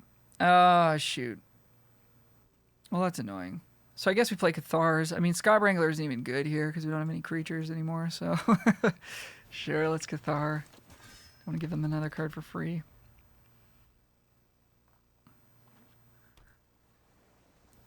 Firmament Sage. Oh boy. Okay, this is a turning point here. Bit of a turning point. Maybe Firmament Sage is better than I think. We've only drawn one card off of it, right? Here comes the second draw. Land is good for us. Land is good for us. Okay, so we're definitely getting in with Morning Patrol. What else is happening? I guess now it's safe for us to double spell. Don't really want to trade Cathar for Gale Drifter.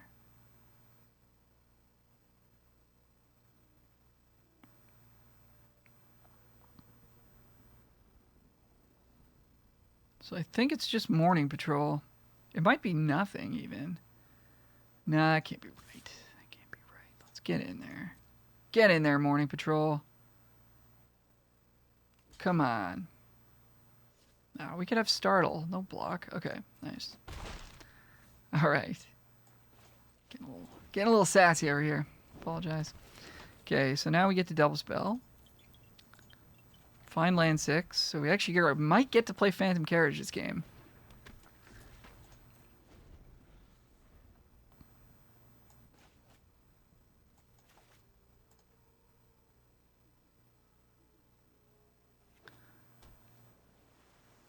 Opponent on land 6 as well. This is a good game.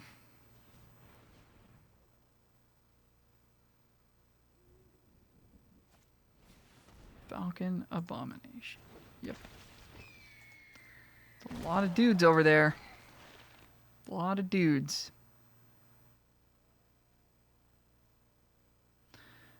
Awakener is going to flip. Ah, boy. Do we want to let them attack us with Gale Drifter? Are they going to attack us with Awakener as well? I think we double block if they do. Which means I think we're supposed to tap the Gale Drifter here. Let's go ahead and do that. No attacks. Okay. Flip the switch is possible here. Play our planes that they know about. Flip the switch is possible here.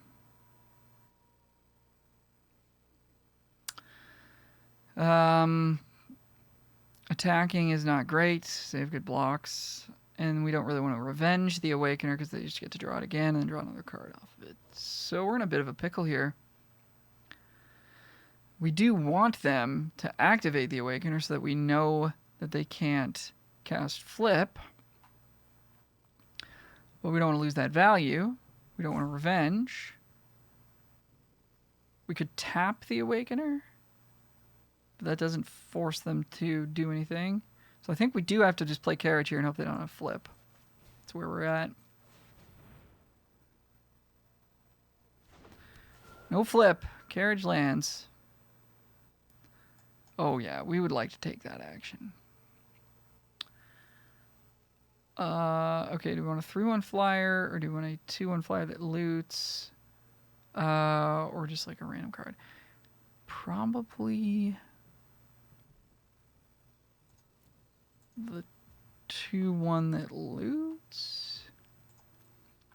We're going to have 1, 2, 3, 4, 5, 6, 7. We're going to have 7 mana next turn, which means actually we probably want this guy.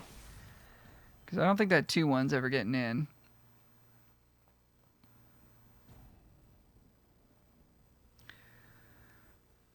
No attacks.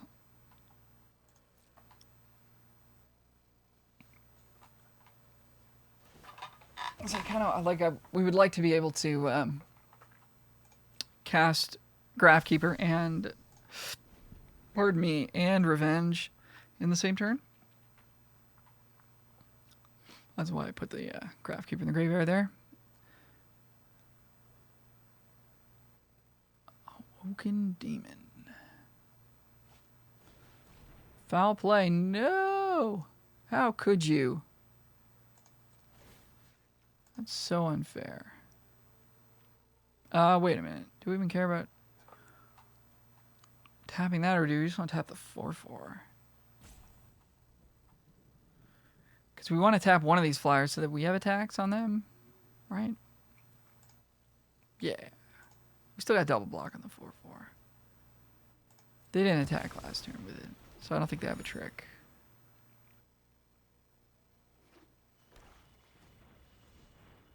Investigating. No.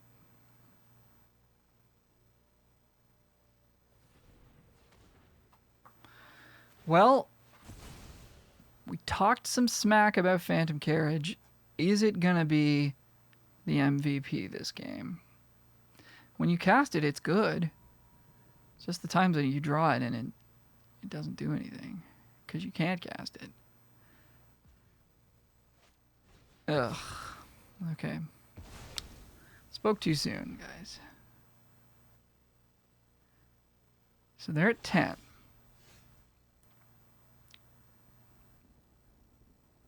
This is effectively a 3/3. 3, 6, only 9 damage we can deal by revenging and attacking with everything. It's not bad, but it's not dead. It doesn't kill them.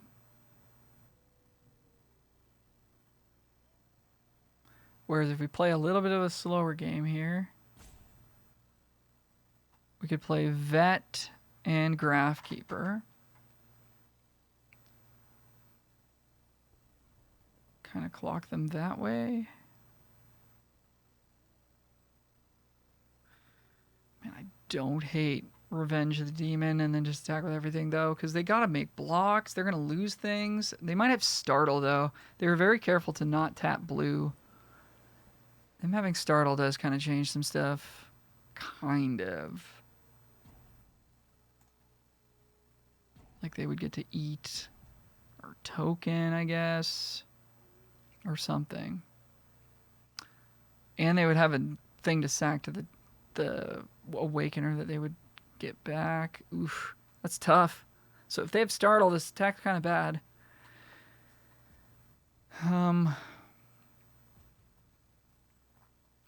So maybe we do just chill.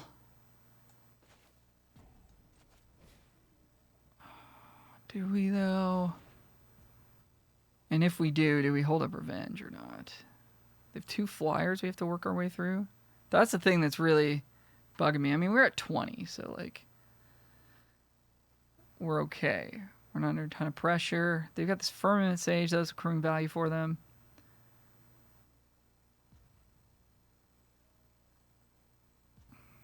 I don't know. I think we're supposed to do this. I don't know. I don't know.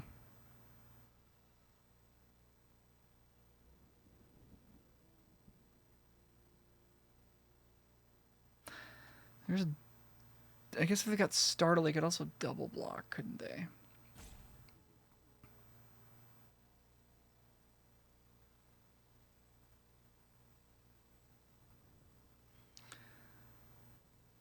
Double block on farmhand would be pretty annoying. They would take 6 down to 4.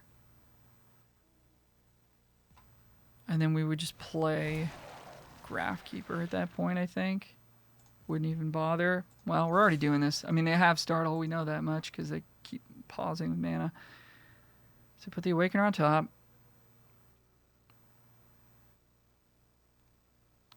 It's a tough thing to know about when playing these types of decks. It's like, when do you go for it? There's a window with these tempo style decks where like you can kill them, and but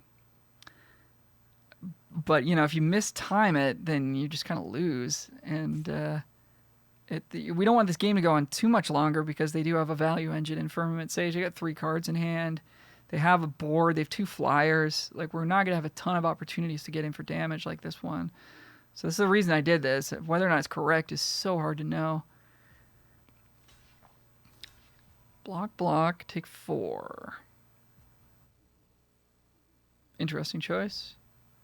So we lose a token, they lose nothing. I don't mind that. We're not going to flip farmhand, though. We'll just play Graphkeeper.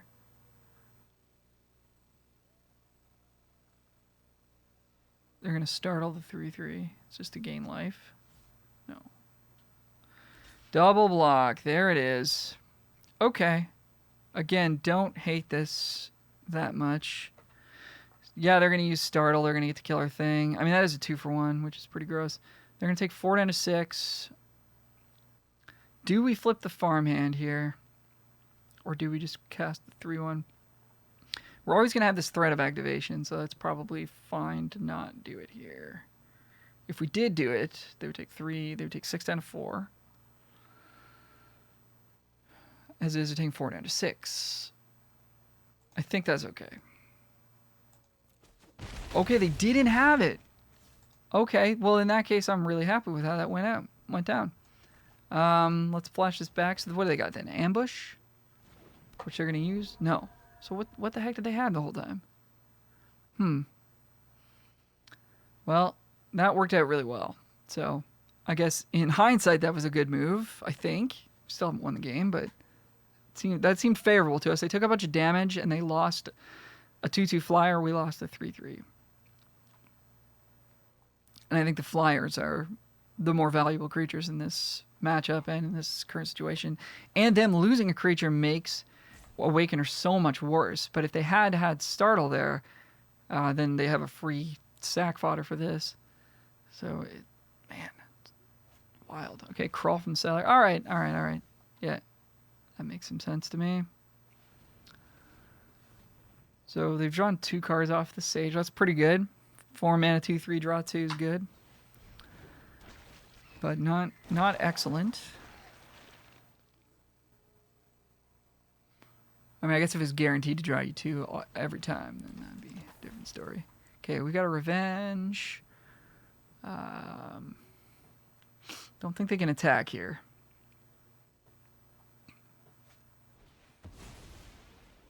Okay. Eaten alive, yep. Yep, wow. Wow, what is this thing doing here? Does this just kill them? I think it does, right? We can kick this twice. Phase out both the flyers. Or do we do this on their end step instead? Phase out both the flyers. They block. They block the farmhand, and they have to block the. No, they don't have to block the 2/2, but they do block the farmhand. It's not quite lethal. I guess we have to kind of do it on their turn. I guess we're risking running into counterspells and junk like that, though. If we do that, we need to make a play though. So let's do this first, I guess. Do we just get in with just the farmhand? I think we just pass. I think we just pass here. A little low on time. If they draw a counterspell, then we're going to be kind of miffed. But not even, because if it's flipped the switch, we can just pay for it. Oof. That's actually okay. We can phase that out. Okay, okay.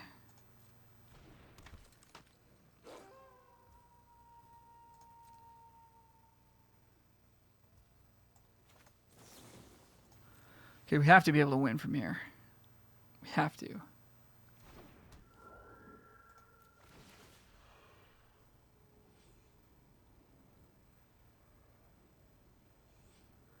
Yeah, they see that too. Okay, cool. All right, we are 5-1 here. We're going first. We have a good hand. Still playing carriage. I mean, it was good last game. Adversary was really pretty strong there. But I think this game we're going to start with the angler since that doesn't get better the longer you go. Or the commando. Alright, I guess we'll do the commando.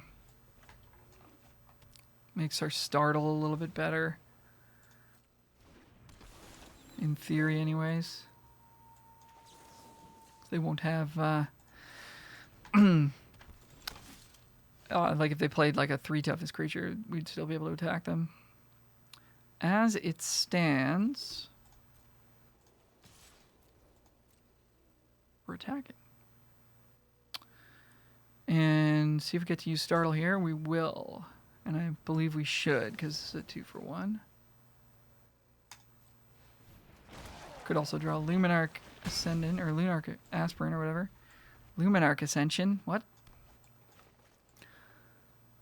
Okay, so that was pretty good for us. Here's Farmer. Not milling any lands for them. That's rough times. Let's jam for 3. Trade here is okay with us. Damage here is also okay with us. And let's wrangle. Actually, maybe what we're supposed to do is play Wrangler, Angler, Wrangler and Angler, and tap the thing and just hit them for 3 so they couldn't trade. It's probably slightly more correct. Here we will invite them to attack us since we want to tap their Castaway.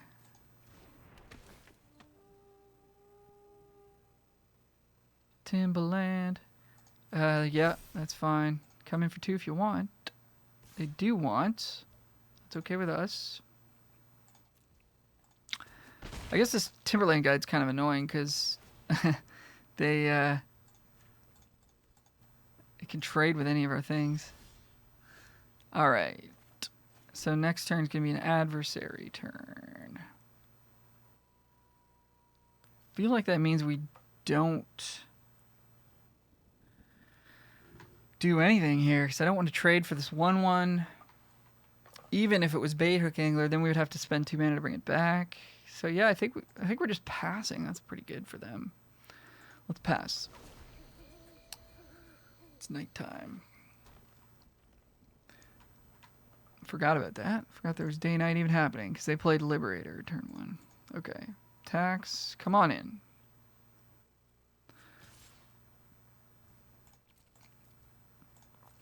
Taking 2. Opponent goes Bird Admirer.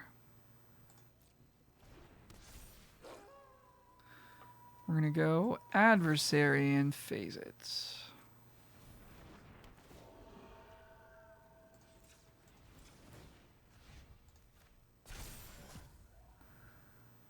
And tap you, I guess. All right.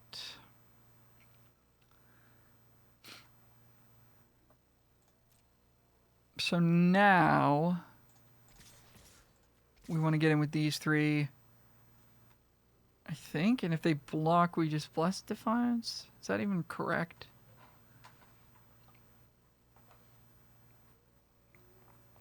We're going to want to revenge the Wing Shredder next turn. So we do want to get in for some damage here.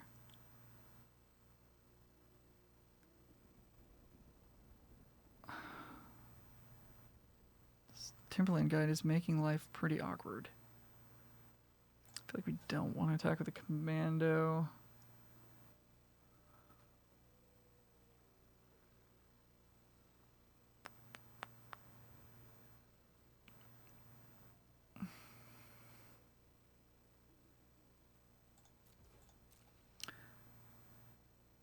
Yeah, I guess the Angler's okay here.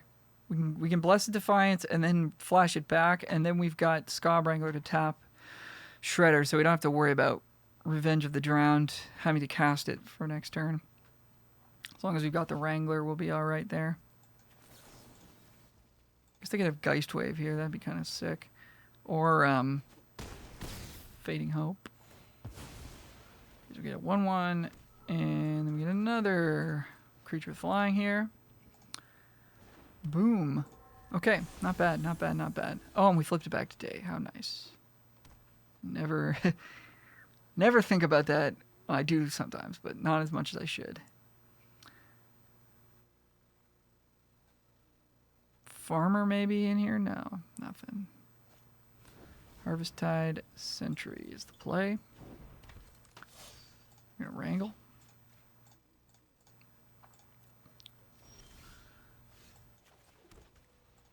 Let's get in there. All right. Well, if carriage sticks, I think we're good. If they have flip, then the game goes a little bit longer. Okay, that's fine. Still can't block our Air Force though.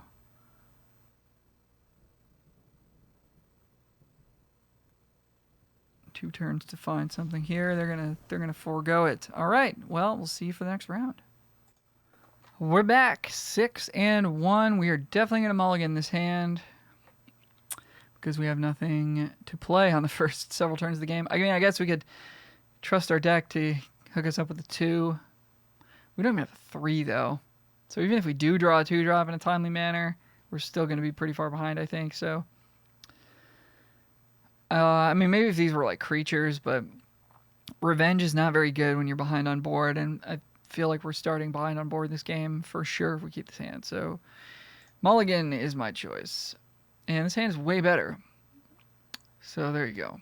Mulligan, I guess, is the lesson here. It's actually not. Mulligan is a huge disadvantage.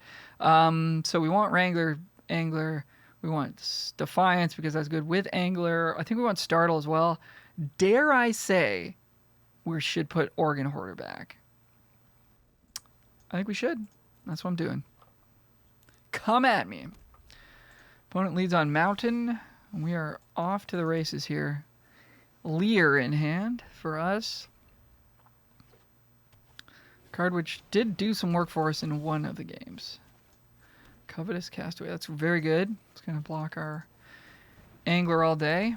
We don't even want to trade with it because it comes back later. So that's pretty annoying. So maybe we wish we'd kept the Organ Hoarder now. Morning Patrol's not a bad one. So I guess we'll just cast it. Opponent wants to flip, that's okay. They do. Get it back later, I guess. Makes sense to flip, though. I mean, if that's the card you have and the mana, card you have the mana to cast, like, you might as well just do it.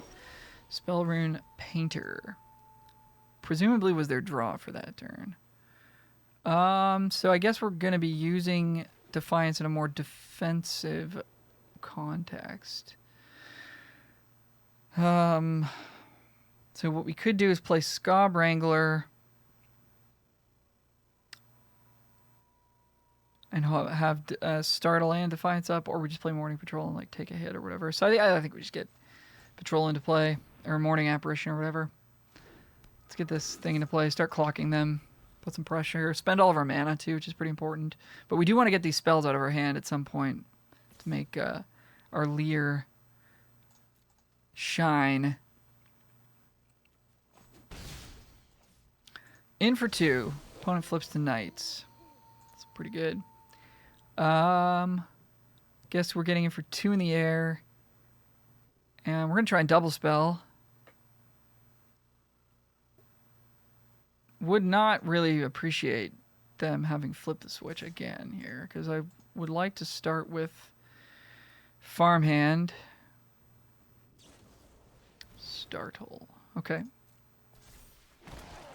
That's good. So they don't have flip. So we get to go Farmhand, Scob Wrangler, hold up Defiance. So that's going to be a good turn for us. And we flip it back to day. They have another card in hand, another Startle or Cathartic Pyre. Or slash. Could be slash.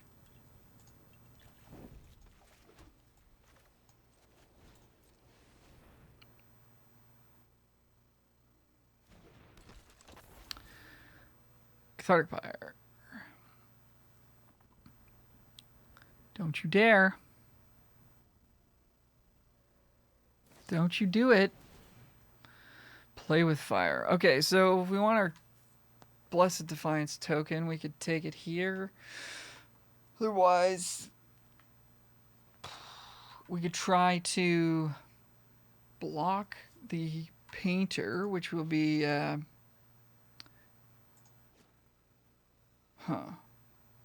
however big it'll be. Probably 3-4 more often than not. Try to get the trade.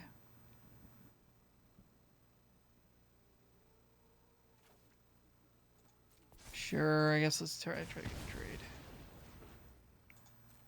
Hopefully run them out of cards pretty soon.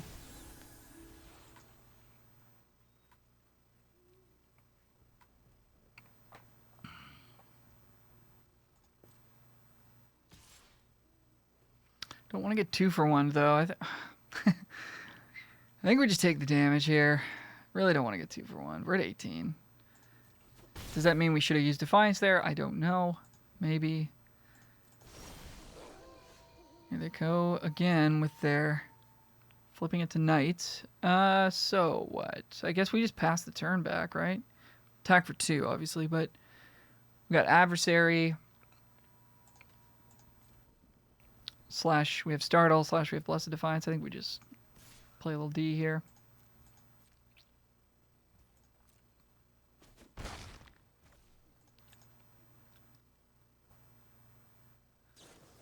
Consider. Okay. At least we're not being dealt damage by these instants. Opponent going to draw their top card. Rather than put it in the yard. And Arcane Infusion. Miss. Miss. Miss. Miss. They missed. I don't think this card is all that good. If you have enough stuff that triggers off of it, it's pretty decent. But, anyhow. Okay. So, what we can do now...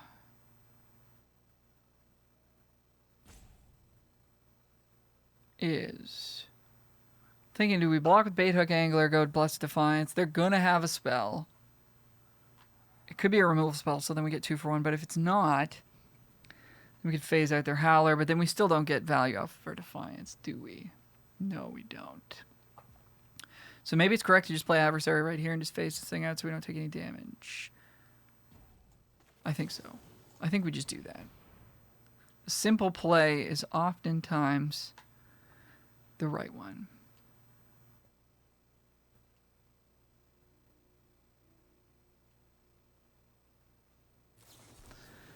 Flip the switch. Okay. All right. That's a pretty bummer for us. 5 damage coming in. We could double block it. And we have Startle, and we have Blessed Defiance. We would still lose both of our creatures. And they could have Consider, which means we don't get anything. So I think we just cast Startle for the life gain here.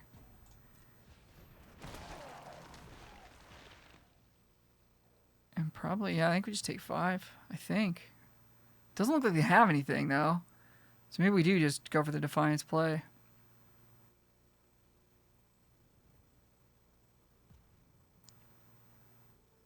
Man. I feel like we can do it. I feel like they don't have anything based on what we just did with the Startle play there. Oh, please don't have anything. Please don't have anything. Please don't have anything. Please don't have anything. We're going to get blown out. No. Nice. Okay, so we kind of gamed them a little there with the arena stops, but hey, man. That's the way it goes. All right, Defiance in the hand for us. Probably Probably time to just get Leer down while they don't have counterspell mana available. Have no actual use for Defiance at this current moment, but if the Leer doesn't die, we are going to get a little value here. Gonna get a little bit of value. Or they're just gonna have Burn the Accursed, and that's gonna be a bummer. Okay, nothing. Nice. Still don't really want to attack in this Covetous Castaway very much. This comes back as a 3/4.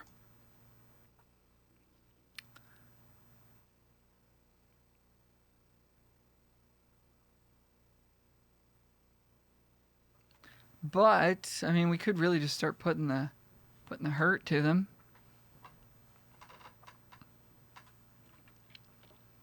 It's probably not right to do that. So yeah, Lunarch Veteran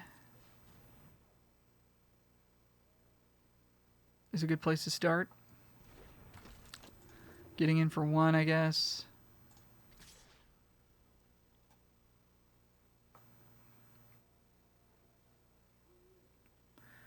Really do want to pressure them.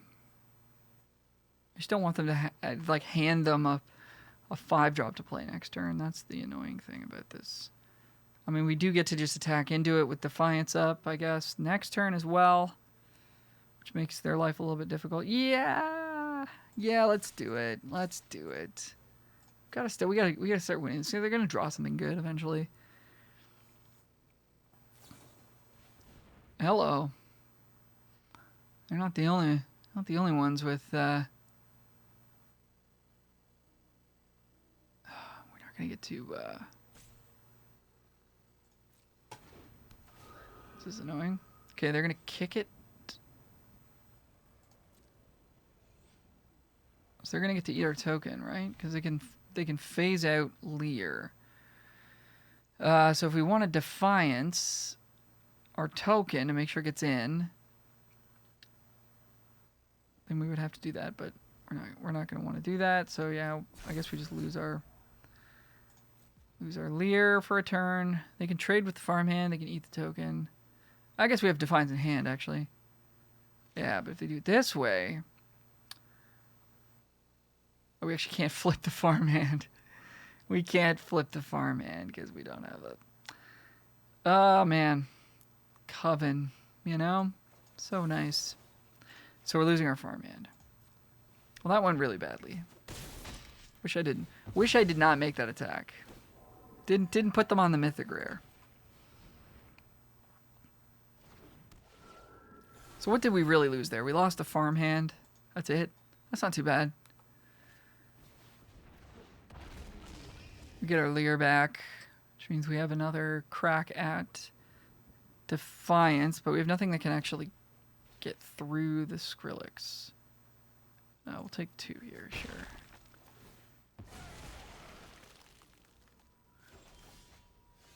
Phantom Carriage. I guess we have Leer herself, their self, who could attack into the Skrillex, but they would chump with Castaway. That makes things a little bit awkward. We could double Defiance. That's pretty cute, actually.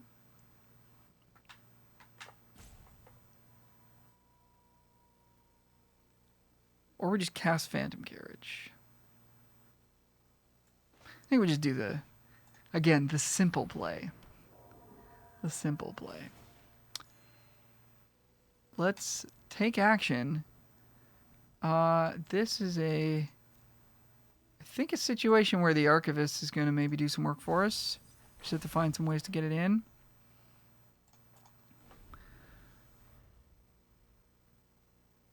Little strain on mana here, but not too badly.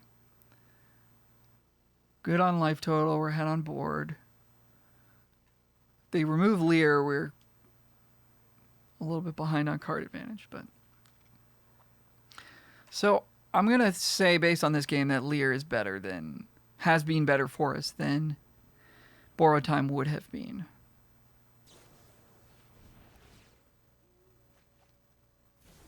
Okay, Rev. Picking up 2 lands, I guess? Or they want to flashback Infusion? Okay. No attacks.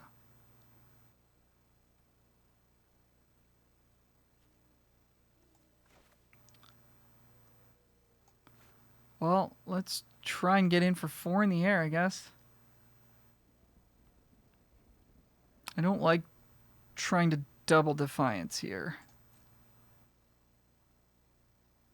I don't think.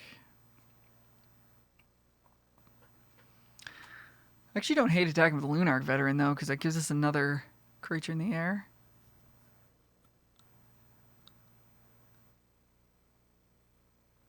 One card in hand.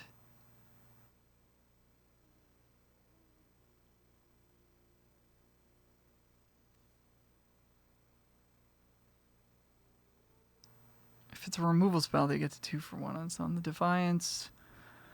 Here we go. I'm going to make another mistake here, I think. We're going to attack with everything. Except for the leader. I don't want the Covetous Castaway to get into the graveyard.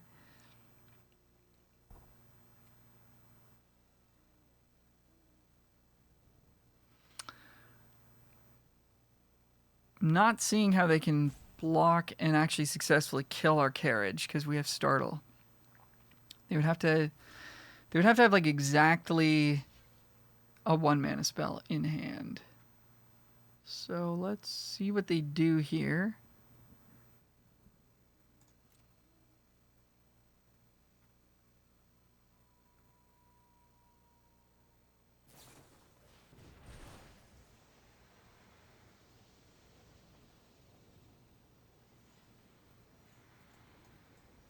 So they just have to find something.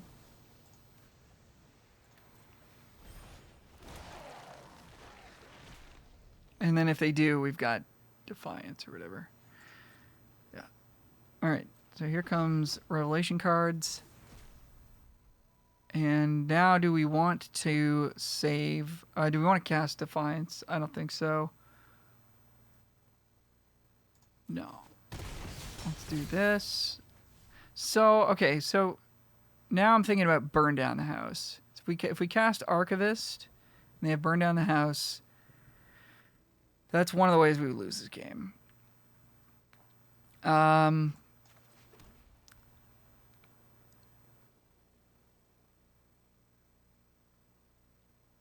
But, I mean, we would still have access to a Blessed Defiance to get a creature token. If they burn down the house and we hold up Double Defiance, and then we would have Archivist in the yard for, like, later and stuff. We still have Veteran in the yard. I think it's still fine to just play this here. But I am thinking about that card as one of the ways we could lose this game, because I think we're in really good shape right now.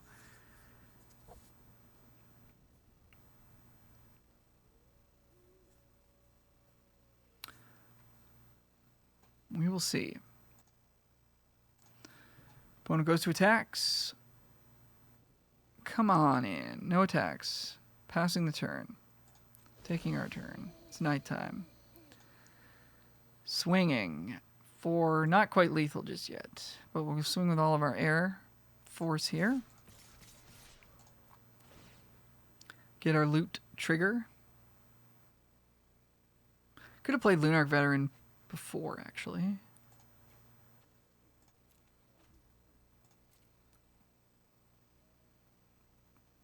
So if they do kill something, we get a life point for that. The opponent goes for Neonate's Rush on Archive Haunt. I think we just let that happen. Wouldn't hate getting a 1/1 flyer either, though.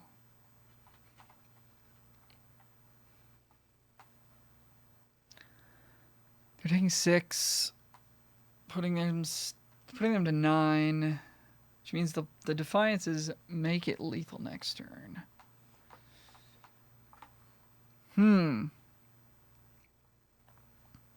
Yeah, I think I'm good to just let this happen.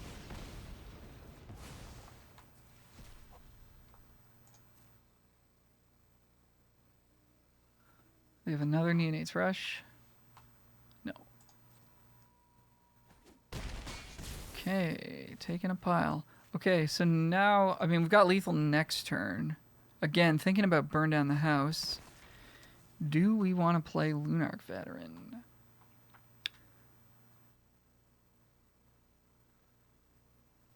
I'm going to go with no. We've got 6 in the air, and then they can only block 1 of our ground creatures. Then we got an additional 4 on the ground, plus we got 2 Defiances. Plus we have a look with Larder Zombie. So I'm going to go with no. And I think we want to play our land because our looter is gone. So if they do somehow have burn down the house, we can get a couple tokens, flashback a veteran, and still have a clock in the air.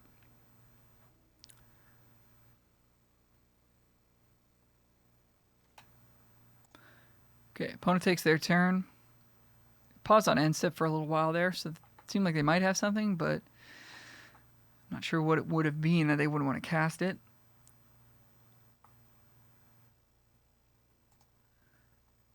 All right, opponent scoops.